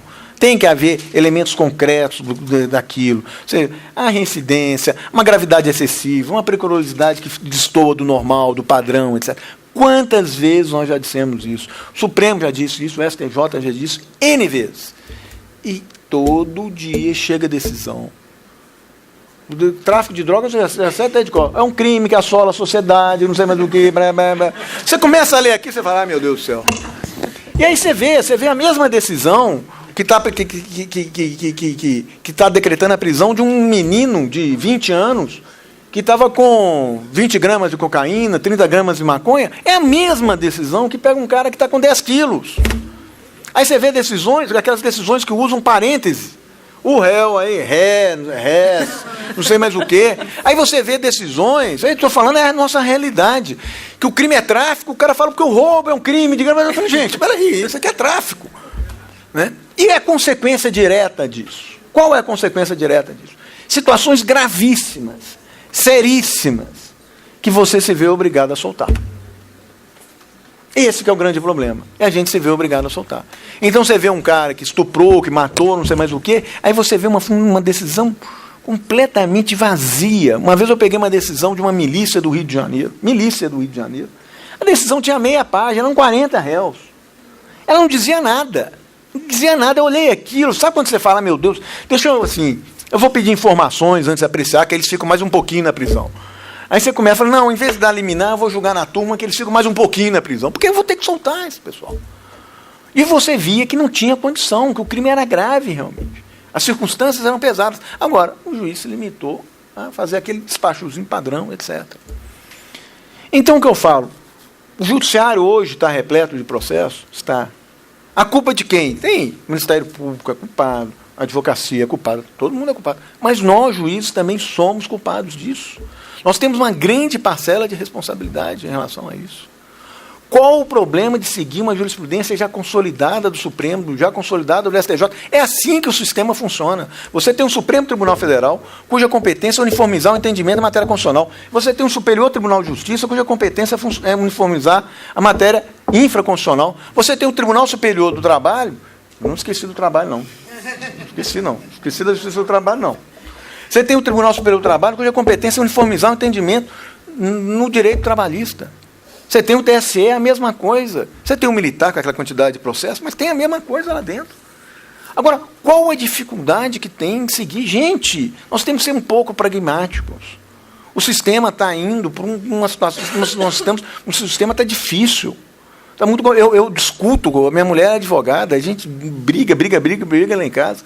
Justamente por causa dela, ela reclama. Ah, mas não leu, não viu, não sei mais o quê. Falei, gente, você recebe 40 habeas corpus por dia? Qual juiz que consegue ler 40 habeas corpus num dia? Ninguém consegue ler. E digo mais. Ou seja, o juiz não, mas quem vai fazer direito aqui? Cuidado, quem está fazendo direito. São habeas corpus, às vezes, de 30, 40, 50 páginas, com letra espaço 1, aquele negócio todo. E junto um bando de documento, sem um cuidado em indicar o que cada um é. Transfere para o juiz a responsabilidade de examinar aquele processo. Ou seja, não tem condição. Você vai dar uma diagonal, você vai ler, ver, isso aqui é importante, tal. É isso que vai acontecer. Um dia eu recebi um advogado aqui de São Paulo, habeas corpus de 100 páginas. eu virei para ele e falei, doutor, naquele dia ou na véspera eu tinha recebido 23, 24 habeas corpus. Falei, doutor, olha só, eu recebi ontem 23 habeas corpus. Se cada um tiver 100 páginas, são 2.300 páginas para eu ler. O senhor acha realmente que eu vou conseguir? Eu não vou conseguir, é uma realidade. Então, eu acho que vocês têm que nos ajudar. E aí me veio a pérola. Sabe o que é, ministro? É que eu coloquei na habeas corpus o que era importante e também o que não era importante. Eu falei, aí não dá para funcionar. Eu, quando marco audiência, eu peço para marcar audiência, e falo assim, quando um advogado marca audiência, eu peço, indica o número do processo, porque eu já leio, dou uma olhada no processo. Já aconteceu várias vezes, inclusive, que eu dispenso até a audiência, que eu vejo, às vezes está pedindo uma liminar, eu falo, vou conceder essa liminar, aviso para o advogado que não precisa nem vir. Às vezes ele vem de fora, não precisa nem vir. O advogado chega lá, já entrega a decisão na mão, sabe? Aquelas coisas que você vai facilitando a vida. Aí vem um advogado, e eu peço para indicar e trazer um memorial, porque quando você está conversando, você faz uma anotação, grava melhor aquela situação, né? São detalhes, o visual do memorial, sabe? Aquelas coisas que te ajudam a marcar aquela conversa, o que é importante, o que não é importante. E aí eu recebi um advogado, e ele falou assim para mim, isso foi logo que eu cheguei no tribunal. Ele virou para mim e falou assim, ministro, eu não trouxe o memorial. Eu falei, então tá bom o negócio, porque você está confiando demais na minha memória, né? A gente vai conversar aqui, eu vou guardar tudo. E eu só tenho 12 mil, na época, eu tinha recebido um gabinete com 12 mil processos, só tem 12 mil processos aqui no gabinete, mas vamos lá. E aí ele, para melhorar a situação, mas não é um processo só, são 4. Eu falei, agora está muito fácil, eu vou ter que guardar 4 processos para a gente discutir e conversar. Então, são situações como essa, ou seja, que eu mostro para você. O juiz falha, o advogado não pede desistência do habeas corpus. É isso que a gente está falando, ou seja, você liga para a Sergipe, olha, tem que falar, o cartório está fechado, a moça do cartório só vem à tarde, não sabe, o processo tem segredo de justiça, só fulano pode dar informação para você saber o que está acontecendo, esse negócio todo. Aí, quando você vê a informação, o réu está solto. Por que o advogado não atravessou uma petição de parágrafo, peço desistência do habeas corpus? Ponto, acabou. Para que transfere para o tribunal, para o juiz esse trabalho? Outro dia eu recebi no gabinete um conflito de competência de 2009. Falei, gente, 2009, um conflito de competência, 2009. Tinha tido um problema, ou seja, estava num gabinete que tinha tido muito ministro substituto, ficou esquecido no canto, aí caiu, quando o ministro titular assumiu, ele olhou, ele entendeu que a competência não era dele, mandou para um outro, o outro falou que a competência não era dele, que fulano era preventa, mandou para a prevenção, não tem prevenção aqui, devolve para cá, estou impedido, aí tal, caiu na minha mão. 2009. E era um processo, um conflito entre a Corte Especial do STJ e o juiz de primeira instância. E não tem previsão legal para quem vai julgar isso, nem no nosso regimento, e nem na própria competência do Supremo. O Supremo é competente para julgar conflito do STJ com tribunais. Mas não há previsão. Eu estava pensando, o que nós vamos resolver nesse negócio aqui? E aí deu um estalo. Eu falei, gente, consulta o juiz lá na primeira instância e vê o que está acontecendo nesse processo. Dito e feito. O processo da primeira instância estava arquivado. Agora, quem suscitou o conflito? O advogado. Ele atravessou uma petição? Não atravessou a petição. E a gente fica perdendo tempo com esse negócio todo. De uma certa forma, isso acontece quando um juiz simplesmente escolhe decidir de forma contrária ao que está decidindo. Aquela decisão vai ser reformada, não tem jeito. Então, para quê? Você cria uma expectativa para a parte que não é boa, ele vai criar achando que vai ganhar ou vai perder aquele processo, e aquilo não vai prevalecer no final. Eu acho que o juiz tem todo o direito de pensar diferente, de criticar a decisão do Supremo, de criticar a decisão do STJ. Todo mundo é humano, todo mundo erra. Cada um tem sua convicção. Agora, o que eu acho que nós temos que ser um pouco mais pragmáticos. Eu fiz questão de apresentar os números para mostrar a nossa realidade. E olha que o Superior Tribunal de Justiça é uma ilha de exceção. Nós temos estrutura, os processos são informatizados. Eu estou com esse iPad aqui, eu tenho os processos aqui dentro. Eu entro em qualquer processo meu aqui dentro, de onde eu estiver. A gente não viaja assim. Aliás, eu estou falando do iPad, mas eu podia falar do celular. Ou seja, eu tenho condição de entrar nisso. Ou seja, isso é uma raridade, é uma exceção. Isso não acontece. Agora, eu fico imaginando, vocês estão muito mais próximos da realidade. Então, quando um juiz chega para mim e fala assim, o tribunal não dá valor ao juiz de primeira instância, mas muitas vezes o juiz de primeira instância não se dá o devido valor. Ele não sabe. É o trabalho mais difícil de todos, é do juiz de primeira instância. É o trabalho mais difícil. É aquele que vai dar a primeira decisão. É aquele que vai... Quando chega o processo para a gente, você já tem... O autor falou, a defesa falou, o juiz sentenciou, apelação, contra-razões, o tribunal decidiu, o Ministério Público falou, opinou, não sei o quê, recurso, contra-razões ao recurso. Ou seja, eu chego com o quadro todo mastigado. Tudo aquilo que tinha que ser dito e pensado foi dito e pensado. E já tinha sido dito. Para mim, eu vou escolher qual tese que vai ser essa ou aquela. E pronto, acabou. O juiz de primeira instância não, ele que vai fazer a instrução do processo, ele que vai descobrir, ele que vai encarar a parte, ele que vai ter que administrar a precatória, a audiência, ele que vai ter que fazer tudo isso. Eu não tenho isso para fazer. Então, o trabalho mais difícil é do juiz de primeira instância. Então, ele tem que se valorizar. E ele tem que trabalhar no sentido de ser prático, ser objetivo. Gente, não tem condições, eu estou falando a pura verdade. Esses números são assustadores. Eu cheguei no tribunal em 2011, eu recebi 12.300 processos. Até o ano passado, eu estava limpando meu gabinete, cerca de 1.000 processos todo ano. 11, 10, 9 e tal. Eu cheguei no 5, eu não consigo baixar desses 5, mas de jeito nenhum. Hoje eu tenho, no meu gabinete, eu tenho 3.000 processos no meu gabinete. Aí você tem esses 2.000, que é essa diferença, você tem no Ministério Público, ou então circulando no tribunal, guardando prazo, guardando informação, não sei mais o quê, aquelas coisas todas. Mas eu não consigo diminuir esses 3.000 processos. Por quê? Porque o volume não permite isso. E a gente trabalha, a gente tem preocupação de fazer trabalho. Trabalhar, fazer uma coisa bem fundamentada, liminar é decidida, a gente praticamente antecipa o exame do mérito na liminar, muitas vezes. Essas questões mais práticas, eu já baixei a orientação no gabinete. Falei assim, habeas corpus, se a matéria é pacificada, ou concede ou nega liminarmente. Eu não estou mais pedindo informação, não estou processando, não estou fazendo mais nada. Que é uma forma que eu tenho de dar uma celeridade, de dar vazão. Então, eu acho que nós temos que pensar nesse quadro, nós temos que pensar nesse todo. Sabe, eu acho que essa forma de pensar, ela fica muito prejudicada também por essa animosidade que tomou conta do país todo. Acho que muitas vezes é mais confortável para o juiz seguir aquilo, vamos dizer assim, que o povo está pensando. Povo que a gente nem sabe que povo que é esse, né? Ou seja, é que quem berra mais está pensando, né? Quem fala mais alto está pensando. Né? Porque se ninguém faz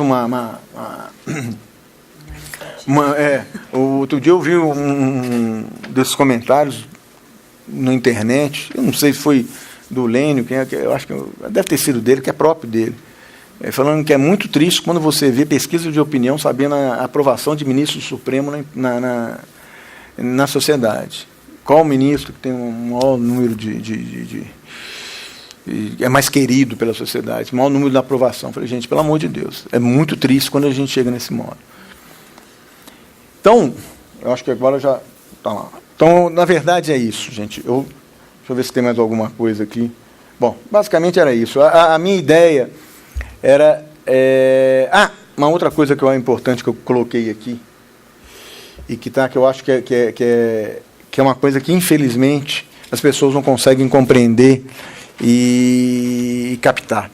Quando a ministra Maria Tereza, há cerca de 1 ano e meio atrás, deu uma liminar numa questão meramente processual e autorizou e restaurou a prisão domiciliar da Adriana Anselmo, ela foi covardemente atacada pela mídia. Fizeram montagem de fotos dela, pegaram uma foto da Adriana Anselmo com o governador Sérgio Cabral, colocaram o cabelo da ministra Maria Tereza naquela foto, colocaram a foto da ministra, o óculos dela, e começou a espalhar dizendo que era amiga pessoal do Cabral, não sei mais o que e tal. Ou seja, um inferno na quadra, porque ela deu uma decisão técnica, que hoje, inclusive, é questão de súmula no tribunal, ou seja, a impossibilidade de mandado de segurança para dar efeito suspensivo a recurso sentido estrito, até era pacificado, o Supremo decide assim, o STJ decide assim, decide monocrático, mas agora, as pessoas não perceberam, isso é muito engraçado, que por se tratar de um caso que pegou essa repercussão, o bem que isso acabou fazendo, o que foi isso? Obrigou o Supremo a se debruçar sobre essa questão, e eles proferiram aquela última decisão deles, ou seja, aceitando um habeas corpus coletivo e fixando aquelas condições para a mulher ter o direito à prisão domiciliar. Ou seja, infelizmente ainda tem isso, ou seja, as pessoas não conseguem compreender que às vezes uma decisão, mesmo proferida em favor de alguém privilegiado, alguém que tem advogado, alguém que tem condições de ter acesso à justiça, essa decisão vai repercutir em favor de toda a sociedade. Todos aqueles que vão estar na mesma condição Vamos fazer. E uma outra coisa que as pessoas não percebem, cada vez que se restringe mais o acesso aos tribunais, cada vez que se restringe mais, o maior prejudicado é aquele que não tem condições de ter um advogado seu, de ter um advogado preparado. Porque quando eu vejo, quando o Supremo decidiu, por exemplo, a questão do início da execução e abriu o espaço para medida cautelar, para não sei mais o quê, a pergunta é: quantos advogados nesse país sabem se utilizar desse instrumento? Quantos presos vão ter condição de procurar um advogado a tempo e a hora de evitar uma prisão, porque vai utilizar uma medida cautelar, vai utilizar uma tutela, alguma coisa assim, para poder evitar aquela prisão? A gente sabe. Às vezes a pessoa tem... Aqui em São Paulo, a coisa mais comum do mundo, incrível que pareça, é presos por tráfico de drogas, são condenados a 1 ano e 8 meses, são primários, não tem reincidência, não tem nada, a quantidade de droga é ínfima, a droga é maconha, não sei mais o quê, mas o regime fechado é imposto. Agora, imagina só, você pega um rapaz desse, de 20, 22 anos, 23 anos, foi pego com 30 gramas de maconha, 40 gramas, essa besteira vai cair no inferno de um presídio, até contratar um advogado, para o advogado vir, entrar com recurso, pedir tutela, habeas corpus, medida cautelar, não sei mais o quê, para fazer cumprir uma jurisprudência pacífica do Tribunal, do Supremo, do STJ, enquanto quem é que vai devolver esses dias para ele? Então, infelizmente, nós temos esse quadro. Então, é essa discussão que eu acho que nós temos que conseguir apresentar para a imprensa. Nós temos que fazer um trabalho nesse sentido, de mostrar que essas decisões, mesmo aquelas decisões proferidas em processos que são em favor de pessoas privilegiadas, elas têm uma repercussão que vai atingir a grande massa carcerária, que são pessoas desprivilegiadas, que não têm acesso a um advogado. Eu acho que um dos trabalhos que nós, magistrados, temos que fazer é isso, é divulgar isso, é esclarecer isso, informar as pessoas dessa nossa realidade, e não simplesmente continuar batendo naquela tecla de que o desprotegido não tem acesso. Tem.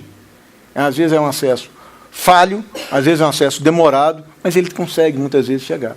E ele precisa ter o direito dele garantido. Só que, muitas vezes, é mais fácil, pela velocidade, pela capacidade técnica, pelo preparo, que esse direito seja reconhecido em favor de uma pessoa privilegiada.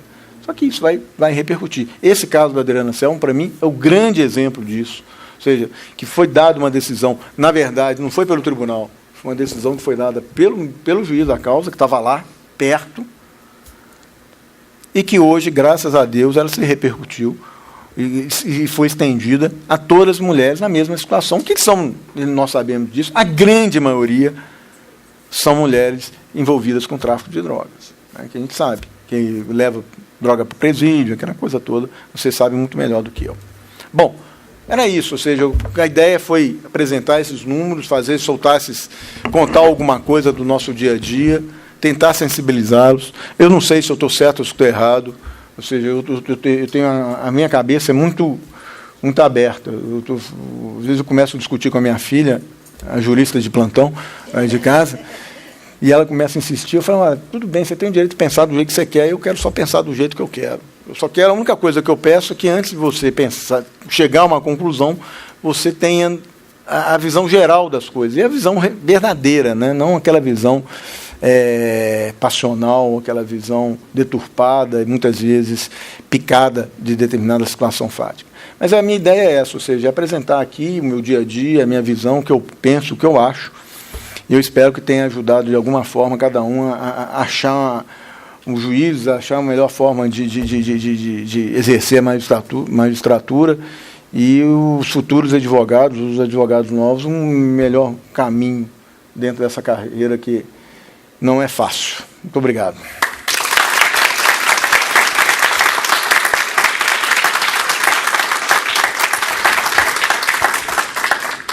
Queria, em primeiro lugar, agradecer ao ministro Sebastião, novamente, pela fala. Nós ainda temos alguns minutinhos, então eu posso abrir para breves perguntas, por mais 20 ou 30 minutos. Bom dia, ministro. Eu imaginava que seria isso que nós ouviríamos. Eu sou juiz em Santa Catarina, várias execuções penais de Joinville, e o que eu gostaria de colocar para o senhor e fazer uma ponderação é assim: assim como os senhores no STJ, enfim, todo o Poder Judiciário, nós sofremos também muitos ataques, né? O senhor colocou da imprensa com notícias falsas e, enfim, muitas vezes com críticas razoáveis, porque nós temos que aprender a viver em democracia, aprender a receber críticas, e paciência é assim, e nós nem sempre estaremos com a maioria, muitas vezes estaremos com a minoria, e temos que enfrentar isso, né? Mas é preocupante, e nós temos que fazer um canal de comunicação com a sociedade, com a comunidade, pelos órgãos de imprensa, para transmitir esses valores, porque o judiciário sempre foi muito fechado, né? Nunca abriu suas portas para esclarecer suas decisões, inclusive com o seu vernáculo próprio. O que eu trago para o senhor é o seguinte: existe a percepção do senhor, do STJ, de que, no primeiro grau, quando juízes decidem de uma forma mais constitucional e aplicam, por exemplo, uma súmula vinculante do Supremo Tribunal Federal que trata de antecipação de regime aberto com prisão domiciliar para pessoas que estão no regime semiaberto, mas, de fato, no regime fechado. Quando um juiz concede uma liberdade provisória, numa audiência custódia, num caso grave, porque num tipo penal grave, mas o fato não é grave. Esse juiz, além de receber um ataque dos meios de comunicação e da sociedade, muitas vezes esse juiz recebe, progressivamente, ações que visam intimidá-lo. Não só ao ponto de fogo amigo, em que você precisa andar com escolta, mas situações internas, em que o juiz passa a responder representações perante as suas corregedorias com frequência, e situações jurisdicionais, e que as corregedorias acabam arquivando, porque é a caráter jurisdicional, e que existe recurso para conselhos da magistratura, que acabam arquivando também.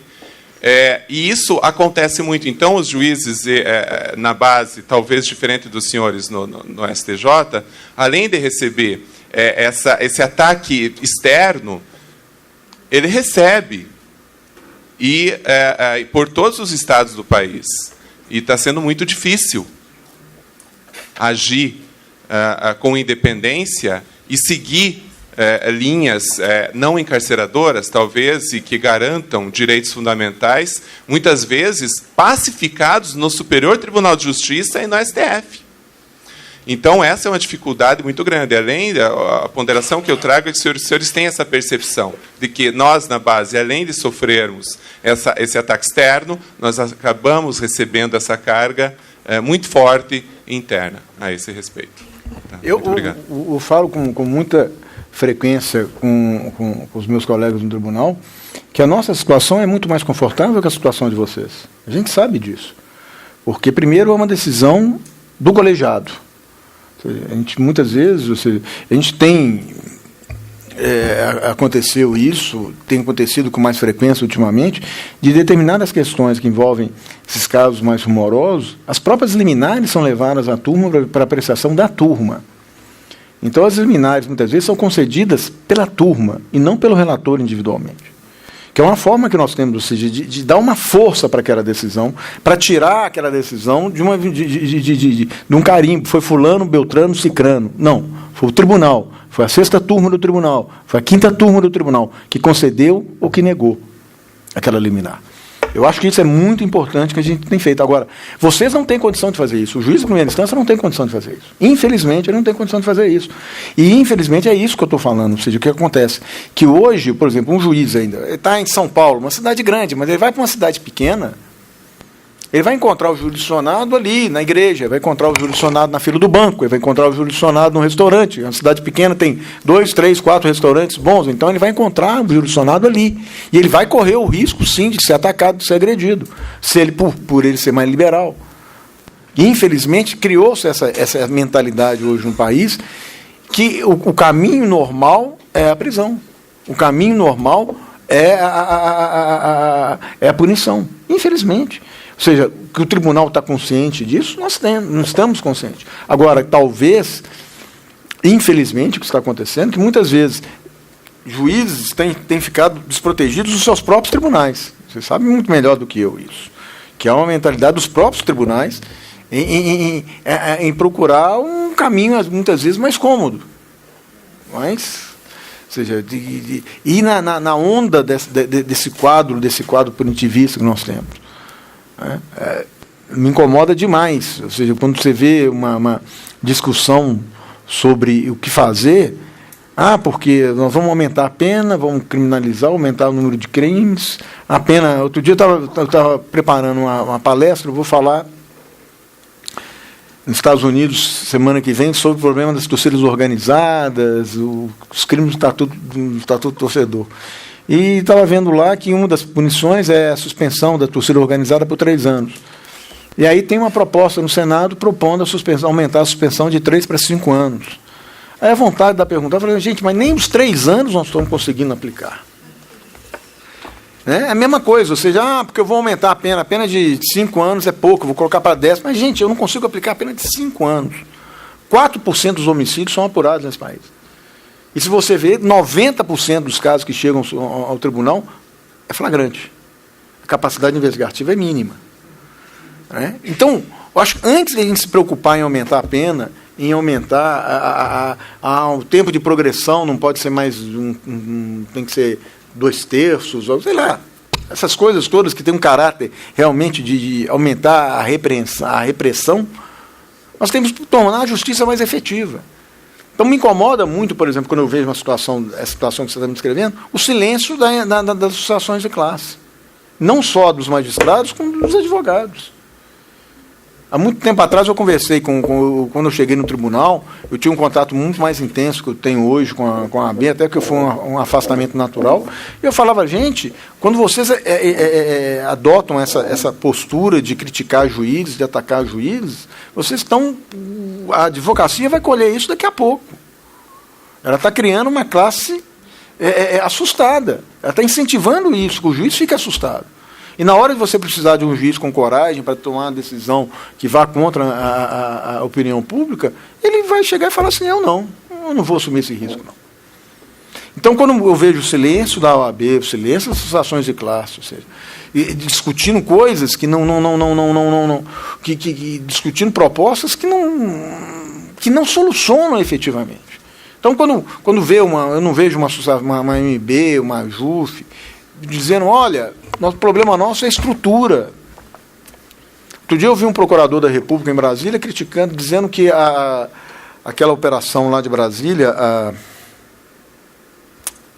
que corre lá na Vara Federal em Brasília, Zelotes, ela não anda por falta de estrutura, por falta de procuradores, por falta de gente da Polícia Federal, o juiz não aguenta. E quando eu vi o negócio, e ninguém fala nada, ou seja, esse procurador apanhou, foi atacado. Aí quando eu vejo a MB devia chegar e falar assim, olha, você tem uma operação com a Lava Jato que funciona, mas você tem um juiz exclusivo, você tem uma equipe da Procuradoria exclusiva, você tem uma equipe da Polícia Federal exclusiva. Essa não é a realidade nacional. Essa não é a realidade nacional. Eu vejo lá no tribunal operações envolvendo municípios que a gente nunca ouviu falar e que foram afastadas a Câmara Legislativa inteira, o secretariado inteiro, prefeito, não sei o quê, a gente nunca ouviu falar. Agora, quanto tempo vai demorar um processo desse para andar? Isso porque está no Tribunal de Justiça. Agora, se esse processo acabar com fora, esse processo voltar para a cidade, o processo não vai acabar. Vai acabar. Você é da Bahia, você sabe muito bem disso. Outro dia nós trancamos um inquérito da Bahia, 12 anos de inquérito, sem denúncia. Na Polícia Federal, 12 anos de inquérito. Aí, 2 meses depois, nós trancamos um outro, 8 anos, sem denúncia. Então, essa é a realidade. E é aí que vê, ou seja, você não vê essas coisas vindo a público, sendo esclarecidas, sendo posta com clareza, mostrando a nossa realidade. Que isso que me incomoda, ou seja, a solução que nós estamos caminhando, o que se defende hoje é uma solução simplista. É bonita no papel. Ou seja, você aumentar a pena, você criminalizar, você discutir, sendo que a nossa principal preocupação é assim, vamos tornar efetiva a justiça. Vamos tornar presente. O juiz vai ter que ter, cada um tem o seu cartório, cada um tem a sua vara, cada um vai ter os seus funcionários, vai poder adjudicar, julgar ali, ficar ali presente. Ele não vai ter que ficar pulando de um cartório para outro, hoje é substituto aqui, acumula ali, não sei mais o quê, faz isso, faz aquilo, que não vai ter condição de dar a prestação jurisdicional. Nós vamos ter que ter uma polícia eficiente, uma polícia que investigue, que apure. Nós vamos ter que ter um Ministério Público realmente com condição a esse negócio. A coisa mais comum que tem, e volto a falar, os senhores devem saber melhor do que eu, audiência sem Ministério Público. Não é raro isso acontecer. A audiência... outro dia nós estávamos discutindo um excesso de prazo, que na primeira audiência o Ministério Público não foi, que ele estava doente. Na segunda o juiz não foi, que estava fazendo exame médico. Tem excesso de prazo ou não tem? Eu falei, gente, pelo amor de Deus, 7 meses o cara está preso. Agora, a audiência proposta para aqui é 3, 4 meses, um motivo qualquer. A primeira, o Ministério Público não foi, estava doente. O segundo, o juiz com exame médico, ou seja, eu presumo até que era um exame programado. Agora, o cara programa um exame para o dia da audiência com o réu preso. Então, são coisas que a gente tem que vir clara. E eu acho que aí, o que eu sempre falo, o problema, você tem associações que devem comprar essas brigas. Porque não pode um juiz levantar o dedinho e sair berrando e gritando, porque toda a carga vai cair em cima dele. É a mesma coisa quando um advogado vai reclamar, dizendo que o juiz não julga, que o juiz está ausente, que o juiz é isso, aquilo. Ele não pode fazer isso, porque ele tem outras causas nas costas dele. O que vai acontecer com aquilo lá? Ele vai arcar com as consequências. Ele não. Os clientes dele vão arcar com as consequências. Mas eu tenho uma instituição, eu tenho uma OAB. E a OAB tem que dar a cara, mostrar e apresentar a mesma coisa. Uma situação como essa que você está dizendo, quem tem que sair em defesa do isso são as associações. Elas que têm que chegar e falar, olha, isso é injusto por causa disso. Independente de ela achar se o juiz é bom, se ela concordar ideologicamente com aquele posicionamento do juiz, que infelizmente é isso que está acontecendo. As próprias associações hoje elas estão caminhando de forma ideológica. Então, o juiz que é rigoroso, esse tem a defesa plena. O juiz que é liberal, ela se omite. Tudo bem, podem concordar ou não concordar com o ministro Gilmar Mendes. Agora, aquilo que aconteceu com ele dentro de um avião, e você não vê uma associação de classe levantar a voz e dizer, isso pode acontecer com qualquer um de nós aqui amanhã. Basta a gente dar uma decisão contrária ao interesse público e essa decisão eventualmente ter uma repercussão. Você pode entrar num avião amanhã e um cara botar o dedo na sua cara. É isso que as pessoas vão, que eu acho que essas associações vão conseguir enxergar isso ainda. Essa é a realidade. Ela não está defendendo o posicionamento do juiz, ela está defendendo a independência do juiz. É isso que tem que ser defendido. Então, uma situação como essa que você está falando, quem tem que sair à frente, eu acho, são as associações. Elas que devem provocar, elas que devem chegar, defender, levantar, não pode, é inadmissível isso. Teve um juiz em Brasília, o Ricardo, que era da vara criminal, que o Ministério Público pediu o afastamento dele, e o pior de tudo, ele foi afastado, porque ele estava negando os pedidos do Ministério Público nos processos. Agora, a associação gritou, berrou, falou, veio a público, falou. Não, até porque muitas vezes, quando ela quer falar, não tem nem eco na imprensa, infelizmente, isso. Não tem eco. Essa preocupação sua é a preocupação nossa. A gente está perfeitamente ciente de que isso está acontecendo. Por isso que eu estou falando, a nossa situação é muito mais confortável. O juiz de primeira instância, a situação do juiz de primeira instância é muito mais difícil que a nossa. Ele não tem estrutura, muitas vezes, ele trabalha num processo, ele que vai proferir a primeira decisão no processo, e ele está sozinho. Ele não tem com quem dividir o ônus daquela decisão dele, boa ou má. Bom dia. Queria parabenizar o senhor ministro pela palestra, foi muito clara e muito simples na exposição de ideias. Eu acho que esse é um esforço que nós da área jurídica temos que continuar fazendo para que as pessoas de moda possam nos compreender facilmente, tranquilamente. Queria parabenizar e também pela exposição da angústia que é ser magistrado, né, também em tribunais superiores. Eu acho que foi muito bom, muito rico essa experiência. Que bom que o ministro sabe também dessas angústias, como disse, sou da Bahia, um estado que tem um déficit enorme de magistrados. Atualmente estou em 2 unidades ao mesmo tempo, uma dista mais de 100 quilômetros da outra.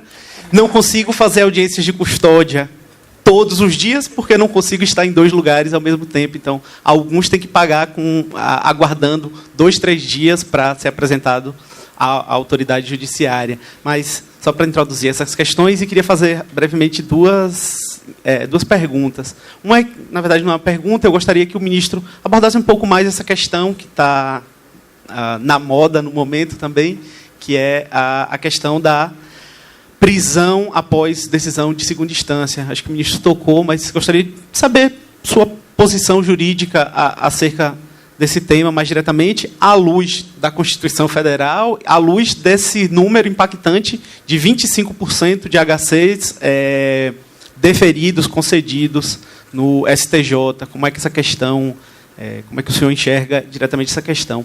Um segundo ponto, eu queria que o senhor analisasse também a súmula 231 do STJ, dentro disso que o senhor colocou de... que, obviamente, os juízes de primeiro grau têm que ter um olhar mais atento para as decisões já pacificadas nas instâncias superiores.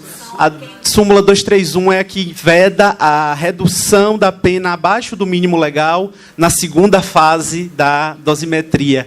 E essa é particularmente uma das decisões pacificadas em tribunais superiores que eu tenho mais dificuldade de cumprir. Queria que o senhor analisasse um pouco isso. E, já tranquilizando, não vai chegar no STJ, porque a promotora que trabalha comigo não recorre nesses casos. Então, pelo menos não estou dando mais trabalho ao senhor, ao STJ. São essas questões. Muito obrigado. Só mais uma aí para a gente concluir. Também relacionada à questão da prisão após a condenação em segundo grau, mas antes do trânsito em julgado, queria apresentar para o senhor um enunciado que foi emitido no FONAJUC, Fórum Nacional de Juízes Criminais, essa semana. Saiu um enunciado que é nos seguintes termos. A decisão proferida no HC 143.641 do STF não incide sobre reeducandas já condenadas, ainda que provisoriamente. E aí a minha pergunta é a seguinte: a decisão no HC, ela é um HC coletivo e ela é vinculante. E, sendo vinculante, o juiz só pode deixar de aplicar se demonstrar faticamente que aquele caso não se enquadra à decisão vinculante. E esse enunciado é um enunciado abstrato, né? Ele estabelece um critério de não aplicação de uma decisão vinculante da Suprema, né, do Supremo Tribunal Federal, e violando o princípio da presunção de inocência expressamente na Constituição. Então, queria pedir ao senhor para também se posicionar a respeito disso. Bom, vamos só lembrar. A primeira questão foi o problema da bom. A questão do início da execução de pena, eu, pessoalmente, sou contra. Tá? E, como hoje em dia, infelizmente, essa discussão ela deixou de ser Na verdade, o que eu vejo que há mais uma preocupação com, vamos dizer assim, um ideal do que necessariamente uma discussão jurídica. Ou seja, o grande argumento que eu vejo é porque lá fora, em nenhum país do mundo, se espera o trânsito em julgado. Então, tudo bem. Agora, qual é a nossa realidade jurídica? A nossa realidade jurídica é diferente. Não está satisfeito? Então vamos mudar. Mas dentro da nossa estrutura, tanto da Constituição como da legislação, eu acho que o trânsito em julgado tem que ser tem que acontecer. Isso você trazer argumentos, vamos dizer assim, morais para discutir esse assunto, eu acho que é um grande equívoco. E o que eu acho também que há uma discussão fática que não tem sido bem trabalhada nesse assunto. Porque o que acontece? Qual que é vamos dizer assim, um raciocínio que levou o Supremo a decidir, pelo menos é o que se debate, o que se apresenta, o que se sustenta, é de que o Superior Tribunal de Justiça e nem o Supremo Tribunal Federal, em recurso especial, vão alterar o quadro fático, consequentemente vão absolver. Ou seja, daí a não existência da presunção de inocência, ou seja, ele já não é mais inocente. Só que eu acho que duas coisas esse argumento não supera. A primeira delas, que mesmo no Superior Tribunal de Justiça, ele pode declarar a inocência em determinadas situações. A gente vê isso, ou seja, você pega um tipo penal novo que está sendo discutido, debatido, que há realmente uma discussão contra a sua interpretação, o quadro fático, aquelas coisas todas, é comum aquilo que é entendido como um crime chega, ou seja, numa discussão jurídica, você vai definir a extensão de um tipo penal. Então, você pode realmente afastar a condenação de uma pessoa. Mas, mais do que isso, eu acho que existe um outro aspecto que não está sendo discutido e pensado, que são as circunstâncias da execução da pena. Eu posso não absolver, mas eu posso reduzir a pena, eu posso mudar um regime, eu posso reconhecer uma prescrição, eu posso alterar, permitir a substituição da pena. Então, são circunstâncias que vão afetar diretamente a execução da pena. E isso eu posso discutir no Superior Tribunal de Justiça, e isso o próprio Supremo tem discutido, que muitas vezes eles concedem habeas corpus em cima de decisões nossas. Então, por exemplo, eu tenho uma questão, aquele problema do bis e idem na questão do tráfico de drogas, ou seja, utilizar a quantidade de drogas, o tipo de qualidades, tanto na primeira fase quanto na aplicação do parágrafo 4º. O tribunal entendia que era possível, o STJ. O Supremo veio e entendeu que não era. Ou seja, o Supremo julgando o habeas corpus, ele afetou diretamente a execução da pena. O quanto da pena. E, consequentemente, ele afetou a execução da pena. Agora, é aquilo que eu falo, você vai deixar a pessoa presa até o Supremo ou o STJ se manifestar sobre aquela questão? Quem é que vai devolver para ele isso depois?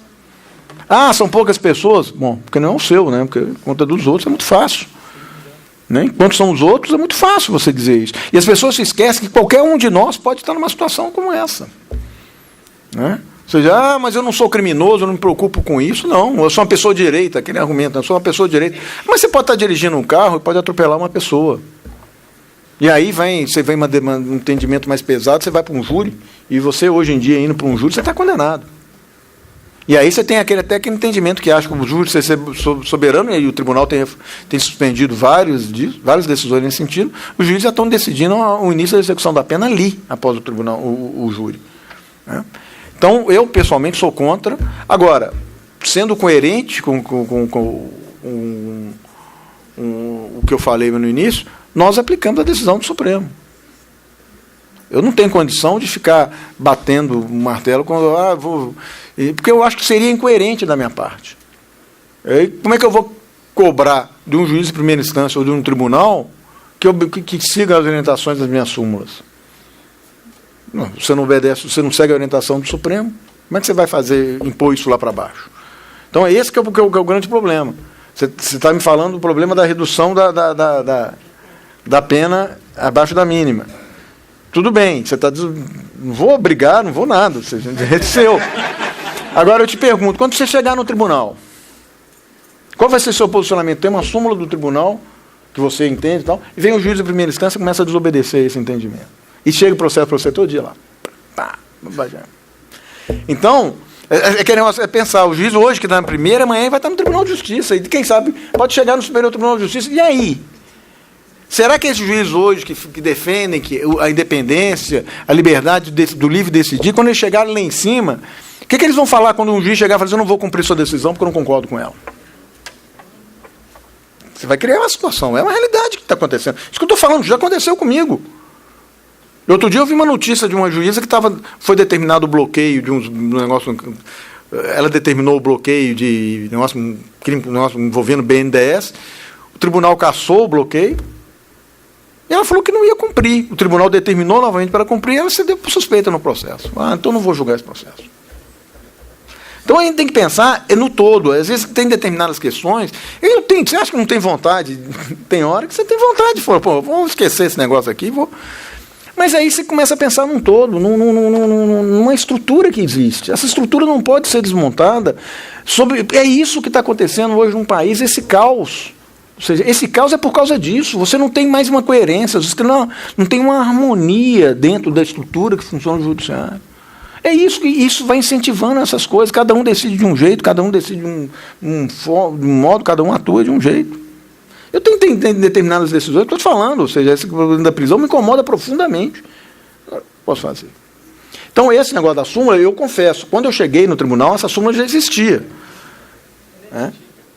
O que eu fiz? Vou aplicar a súmula. Tá? Vou aplicar, é o que eu tenho feito. Essa outra questão do cumprimento da decisão do Supremo, a gente vai e volta, para a mesma questão. É a mesma questão, ou seja, não concordo com a decisão, tudo bem, eu não concordo, você tem todo o direito, ressalva seu entendimento, faça isso. Agora, nós não vamos ter um judiciário que funcione. Gente, eu fui advogado 25 anos. Você não tem condição de chegar para um cliente seu, na estrutura de hoje, e falar não recorra de um determinado processo. Você não tem condição. Você não sabe o que vai acontecer. Eu lembro ainda quando há muitos anos atrás, o ministro Rui Rosado, que ainda do Rio Grande do Sul conhece, uma das maiores cabeças que já passou pelo Superior Tribunal de Justiça, uma pessoa excepcional, como pessoa e como juiz. E eu tinha um caso com um professor, um ex-professor meu, tinha me indicado o cliente, falou, a pessoa procurou, conversou comigo, era problema de separação, de situação de fato, né? Ou seja, eles não eram casados, não existia papel, mas viviam em conjunto, 14 anos, tudo. Então, eu olhei e falei, gente, isso aqui é matéria de fato. O tribunal não vai conhecer, mas de jeito nenhum.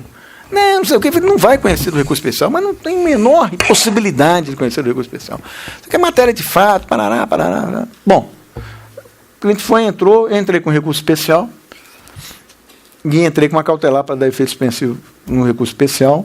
O ministro Rui Rosado deu a cautelar e pautou o processo, e quando eu vi, o recurso especial foi provido. E a minha cliente, ela passou a ter direito a 25% do patrimônio, o marido não. E aí, o que eu falo? Hoje nós não temos mas isso é um caso isolado aqui e acolá, mas a regra geral hoje é que você não tem previsibilidade nenhuma. Né? Aquilo que o ministro Marco Aurélio fala, e ele defende por que o Supremo tem que não, seja uma loteria. Você tem que torcer para cair, aquele negócio, tem uma turma que é Câmara de Gás, outra que é mais liberal, gente. Isso não pode acontecer. Isso não pode acontecer de forma alguma, porque isso é ruim para o jurisdicionado. Ele não sabe como se comportar. Uma vez eu estava, acho que foi no Mato Grosso, não, Palmas, eu estava discutindo o problema desse negócio de improbidade no serviço público. Eu fui consultor jurídico de ministério, eu trabalhei em empresa pública. É um inferno. Hoje em dia, é um inferno. Olha, um cara que chega para mim e fala assim, eu vou ser administrador, vou ser presidente de uma estatal, eu falei, você merece ser internado. Você prefeito, você interna. Outro dia tem um ex-advogado, um advogado de Brasília, estava pensando em disputar o governo do Distrito Federal. Um colega meu do tribunal chegou e disse, eu vou te condenar alguma coisa qualquer para te salvar a sua vida, porque você vai ser governador e vai responder por não sei quantas ações de improbidade, ação penal, ação popular, vai ser o diabo a quatro. Outro dia o ministro Fux estava em sessão, foi citado numa ação popular, porque ele é presidente do TSE, alguma coisa lá, em sessão, oficial de justiça, no meio do julgamento foi lá e está aqui, receba esse negócio todo. Então, o que eu estou falando nisso? Essa instabilidade, porque qual administrador hoje sabe como fazer, como orientar? Qual jurídico, procuradoria sabe como orientar o administrador a fazer? Ninguém sabe. Por quê? Porque cada um pensa de um jeito, cada um pensa de uma forma diferente. Esse negócio do Ministério Público, ou seja, o Ministério Público pede absolvição, o juiz absolve e depois vem o outro e apela. Que causa é esse? Eu conversando com o juiz, outro dia eu estava conversando com uma juíza federal lá do Sul, ela me falando que ela foi participar, teve um acordo, ela 3 meses para fazer um acordo, um problema ambiental, Petrobras, pescadora, aquele negócio todo, União, sentou, negociou, 3, 4 meses negociando, o acordo saiu, o Ministério Público aprovou o acordo. Aí quando o processo foi, ela foi, homologou, o processo foi ao Ministério Público, o procurador que tinha participado da negociação estava de férias, caiu na mão de um outro que recorreu. Que estabilidade nós vamos ter nesse país, gente? Que segurança jurídica nós vamos ter? Como é que as coisas vão funcionar? Não vão funcionar. Infelizmente, as coisas não estão funcionando por causa disso. Então, a gente tem que ter pensar numa estrutura maior, uma coisa de a gente poder perder o nosso tempo com aquilo que vale a pena, discutindo teses interessantes, teses nossas. Eu falo muitas vezes com a Defensoria, uma coisa que aconteceu com a Defensoria de São Paulo, em 2013, 2014, eu vim com a ministra Maria Tereza aqui em São Paulo, e nós passamos uma tarde inteira na Defensoria Pública, uma tarde inteira. Fomos bombardeados lá, mas conversamos, tal, mostrando as nossas dificuldades, mais ou menos o que eu fiz aqui, mostrando as nossas dificuldades, aquele negócio todo, para mostrar, falar, olha, gente, a gente louva o trabalho da Defensoria, Mas, do mesmo jeito que a Defensoria ataca aquelas decisões que são proferidas contra precedentes do tribunal, contra súmulas, contra entendimentos pacificados, a Defensoria também ataca as decisões que são proferidas de acordo com essas súmulas, de acordo com esses entendimentos. Então, você tem um excesso de um lado e um excesso do outro lado. Então, nós temos que achar um meio termo nesse negócio. E foi uma conversa proveitosa que, vamos dizer, a Defensoria tinha um número X de habeas corpus impetrados todo mês, e esse número caiu drasticamente. Tanto que nós tivemos essa conversa em setembro, outubro, em fevereiro ou março, o Rafael, que era o defensor público de São Paulo, que atua em Brasília, ele foi sustentar num processo, ele que fez questão de dizer que havia uma redução de 30% das impetrações, justamente em razão dessa nossa conversa. A própria Defensoria concentrou, falou assim, vamos gastar o nosso tiro naquilo que vale a pena, não vamos ficar tirando à toa. Aí, por passado um tempo, eu comecei a perceber que os habeas corpus começaram a voltar. Falei, o que está acontecendo? E aí, conversando com o defensor público do Rio Grande do Sul, e eu tinha ido ao Rio Grande do Sul conversar também com a Defensoria Pública lá, e ele me falou assim, mas a grande dificuldade é o seguinte, ele lá na ponta ele não quer saber disso, ele quer impetrar. E em São Paulo aconteceu, o número voltou a subir. Foi por causa do número de decisões absurdas? Ou não. É porque veio uma nova leva de defensores públicos, e esses defensores públicos se acham no direito de impetrar tudo contra tudo, mesmo aquelas questões já pacificadas, já sumuladas, que já sabiam de antemão qual que ia ser a decisão do tribunal. Então, essa falta de uma visão maior, de uma visão, eu sei, o defensor está lá e vai lá no presídio, o preso quer, insiste com ele para ele entrar com a impetração, o advogado chega, a família do preso está lá, eu tenho que entrar, eu sei, tudo isso. Mas nós temos que achar uma solução, nós temos que achar um meio termo, porque senão nós não vamos conseguir sobreviver. Não sei se você está falando na Bahia, você cuida de 2 comarcas, você não consegue dar a prestação jurisdicional. Você não consegue.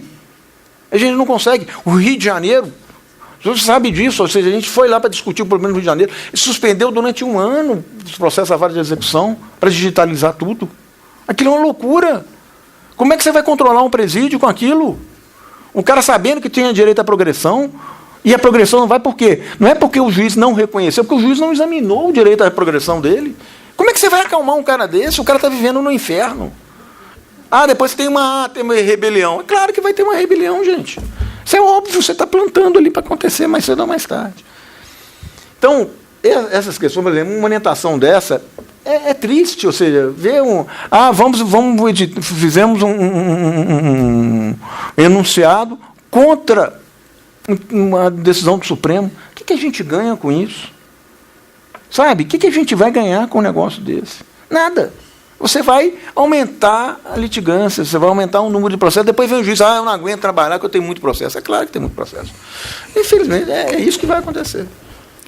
Gente, temos tempo só para mais uma pergunta, infelizmente, que temos que encerrar em 5 minutinhos, senão não dá tempo de voltar.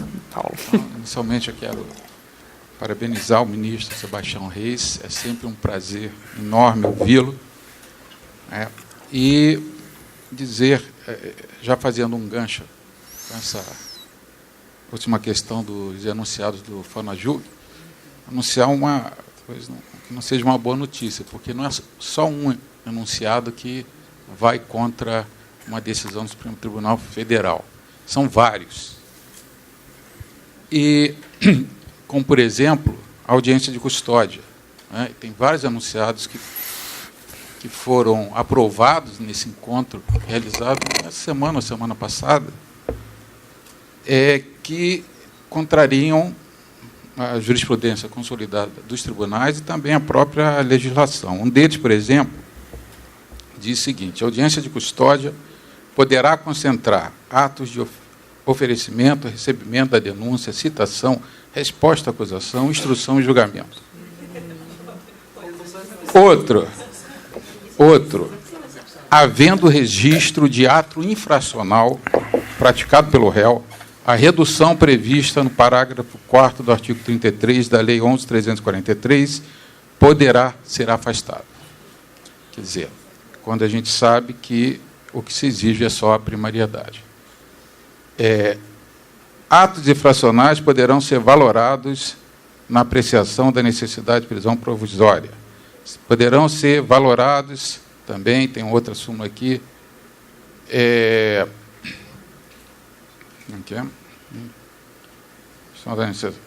na fixação da pena base. Quer dizer, um grupo de juízes, né, se reuniu essa semana, semana passada, e fez editar esses vários enunciados aqui. Foi aquele encontro em Brasília? Não Encontro em Brasília. Daí eu pergunto, essa questão, que de fato é preocupante, né, cada magistrado, especialmente no primeiro grau, no segundo grau também. No segundo grau, lá no Rio de Janeiro, por exemplo, para citar só um dado, de 2016, teve uma determinada Câmara Criminal que concedeu apenas menos de 10 alvarás de solturas, num ano todo, enquanto outras soltou mais de 1.000. Não é? Então, é uma situação preocupante. E a mim parece que é uma questão cultural, muito arraigada, e que é muito difícil de se combater. Não é? Quando você vê um grupo de juízes que reúne-se para editar enunciados dessa natureza, eu acho que a questão a gente tem que ligar aí o sinal de alerta, que já deve estar ligado há muito tempo, redobrar a atenção, porque para onde que nós estamos caminhando? Né? Porque isso eles vão aplicar lá no Rio de Janeiro, por exemplo. Tinha alguns colegas que foram ao encontro, que agora estão designados, inclusive, para fazer audiência de custódia no Rio de Janeiro, que começou muito bem, quando o ministro Lewandowski implementou o projeto, né, através do CNJ. Teve um ano maravilhoso, mas depois de um ano mudada a presidente do tribunal, mudaram-se os juízes, deixaram de fazer um curso de capacitação pela Emerge. E os juízes que hoje atuam na custódia são aqueles juízes que conhecidamente, né, decidem sempre, invariavelmente, contra a liberdade. Então, é realmente preocupante. Até que ponto o STJ, o próprio Supremo, os tribunais superiores, poderia agir de uma forma unificada com o ENFAM para tentar resolver essa situação? Eu acho que falta muito diálogo. Eu acho que os tribunais são muito distantes uns dos outros. Eu acho que o Supremo é muito distante do próprio STJ, o STJ é muito distante dos tribunais de justiça. Eu acho que talvez falte uma presença maior nossa no dia a dia. Nós fizemos aquele encontro no Rio, que foi sensacional. Ou seja, o Rio foi a Brasília, nós conversamos, isso foi justamente preocupado com essa quantidade de processos. Nós chamamos, o ministro Saldanha fez a intermediação, o presidente foi, o corregedor foi a Brasília, nós conversamos, depois nós fomos ao Tribunal de Justiça do Rio, tinham mais de 100 juízes presentes ali, num diálogo aberto. Ou seja, eu acho que isso que está faltando, é um pouco disso. Agora, como você falou, ou seja, é uma questão cultural, porque qual é o problema que nós temos? A justiça hoje reflete o que está acontecendo na sociedade. Não tem como você fugir disso. Né? Então, é o juiz e eu acho que, muitas vezes, você não tira um pouco a razão. Ou seja, é um juiz que o vizinho foi morto ali. O cara que passa, a gente estava falando, você passa na linha vermelha, você vê tiroteio. Então, o que passa na cabeça desse juiz? Ele olha um cara, vou prender. Então, infelizmente, eu acho que tem essa questão cultural, ou seja, a magistratura hoje reflete a raiva que está passando na sociedade. Agora, o problema todo é que a magistratura tinha que tentar ser mais isenta. Ela tem obrigação, sabe, de pegar aquele sentimento dele. É o que eu estava falando. Às vezes eu tenho situações que eu tenho vontade de pegar a chave, jogar na rua e deixar aquele cara preso o resto da vida. Aí você começa a pensar, o que eu faria com esse cara se ele tivesse feito isso com minha filha, com não sei mais o quê? Eu não sei. Então você tem vontade de fazer isso. Eu lembro de um caso que eu peguei em Brasília, logo que eu cheguei no tribunal, um cara na Bahia, o cara estava desconfiado que a mulher estava traindo, e ele resolveu torturar a mulher. Não, ele torturou, ou seja, prendeu a mulher, começou a bater com vara de marmelo, depois colocou a mulher numa bacia de sal. Sabe aquelas coisas assim? O que você vai fazer com um cara desse? É a vontade que você tem, pessoal, mas você tem que tentar fazer. Então, esse que é o grande problema, ou seja, o juiz muitas vezes agir com o fígado e não agir com a cabeça. Né? E com isso, ele, para querer impor o sentimento dele, ele começa a tomar essas atitudes, ou seja, de propagar isso. Ou seja, quando você faz um enunciado, esse enunciado na sociedade vai receber aplausos. Primeiro, que eles não têm capacidade de discutir tecnicamente aquilo, se aquilo procede ou não. Segundo, que é o que a sociedade quer ouvir. E aí ele cria um constrangimento, quando aquele que quer pensar de forma diferente fica constrangido a pensar. Esse que é o grande problema. É você constranger aquele que pensa de forma diferente. Eu penso de forma diferente, mas você começa a ficar assim, olha, aquele lá, é isso que a gente vê. Outro dia eu estava vendo um Twitter de um desses colunistas, desses nossos todos, ele falando o seguinte: para saber quem é a favor da impunidade, basta saber quem é contra a prisão em segunda instância. Ou seja, a coisa é colocada dessa forma. Eu não tenho direito de pensar de forma diferente, eu não tenho direito de interpretar a Constituição de um jeito diferente daquele que ele interpreta. Ou seja, se eu interpreto de uma forma diferente, é que eu sou a favor da impunidade. Tá? Então, esse tipo de procedimento, quando você começa a colocar esses enunciados mais pesados, contrários à precedência, à jurisprudência do tribunal, que são algumas vezes mais liberais, você começa a colocar uma pressão no próprio tribunal. E aí vem aquele famoso argumento: eu prendo, ele solta. E aí coloca o tribunal numa situação em xeque. É mais confortável, eu vou prender o tribunal depois que solte. E ele que vai ter o ônus de soltar uma situação dessa. E prende de qualquer maneira. Já vinha, eu tenho começou a falar do que pode acontecer numa audiência, só mais essa, na audiência de custódia. Eu lembro, que eu perdi, eu joguei fora o negócio. Era um processo em que eu recebi, que dentro do processo era uma folha com 25 decisões possíveis. E o juiz marcava um xizinho. Essa aqui. Cite-se, expressa precatória. Assim que era a decisão. O decreto de prisão era uma dessas 25 decisões possíveis. Era até em letra pequenininha, assim, para caber tudo numa página só. Mas você vai fazer o quê com um negócio desse? Vai fazer o quê?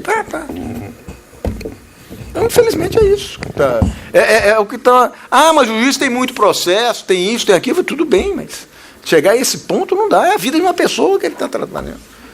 Sabe, eu não sei. Eu sei que a audiência de custódia tem uma série de... Um encontro que a gente teve em Brasília, esse encontro que eu participei com os juízes federais, estava discutindo o problema da audiência de custódia, e você tem situações práticas completamente inimagináveis. Na Justiça Federal, o juiz de Natal falando assim: eu tenho 3, 4 audiências de custódia por mês, se muito. Aí você vê o juiz de Guarulhos aqui e fala: eu tenho 3, 4 por dia. Aí você vê o cara de Manaus falando assim: eu não consigo fazer em 24 horas, porque o cara é preso na fronteira. Eu tenho que botar esse cara num barco, isso se tiver escolta, e esse cara demora 48 horas para chegar na cidade com condição de fazer. Então, você tem uma série de dificuldades. Mas é um grande passo, porque é a oportunidade que o juiz tem de ver a cara da pessoa. E não trabalhar, não cuidar de um papel. Eu fui fazer uma visita a Papuda, era uma sexta-feira, era o dia do bonde, que chegava aquele pessoal todo que estava preso, que eles saíam recolhendo nas delegacias e levavam para o presídio. E foi uma das visões mais impactantes que eu tive na minha vida, porque eu vi meu filho ali. Era um bando de menino, de 20, 21 anos, 22 anos, de bermuda, cabelo cortado, camiseta branca, tudo assustado, sentado no chão. Falei: gente, uma geração toda está indo embora. A gente está mandando embora uma geração, estão perdendo uma geração toda.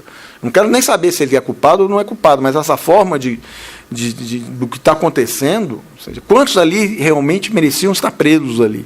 Quantos ali não era um tráficozinho aqui, um furto no celular, uma briga, sei lá, uma besteira dessa. Bom, infelizmente, a gente vai encerrar, porque está muito bom, dá vontade de ir ficando. Queria, então, novamente agradecer a todas e todos, e principalmente ao ministro Sebastião, por ter estado conosco nessa manhã. Ministro, queria entregar ao senhor um pequeno presente. Muito obrigado. São 2 livros que constam a história da nossa associação e outros associados nossos. Muito obrigado. Muito obrigada. Obrigada.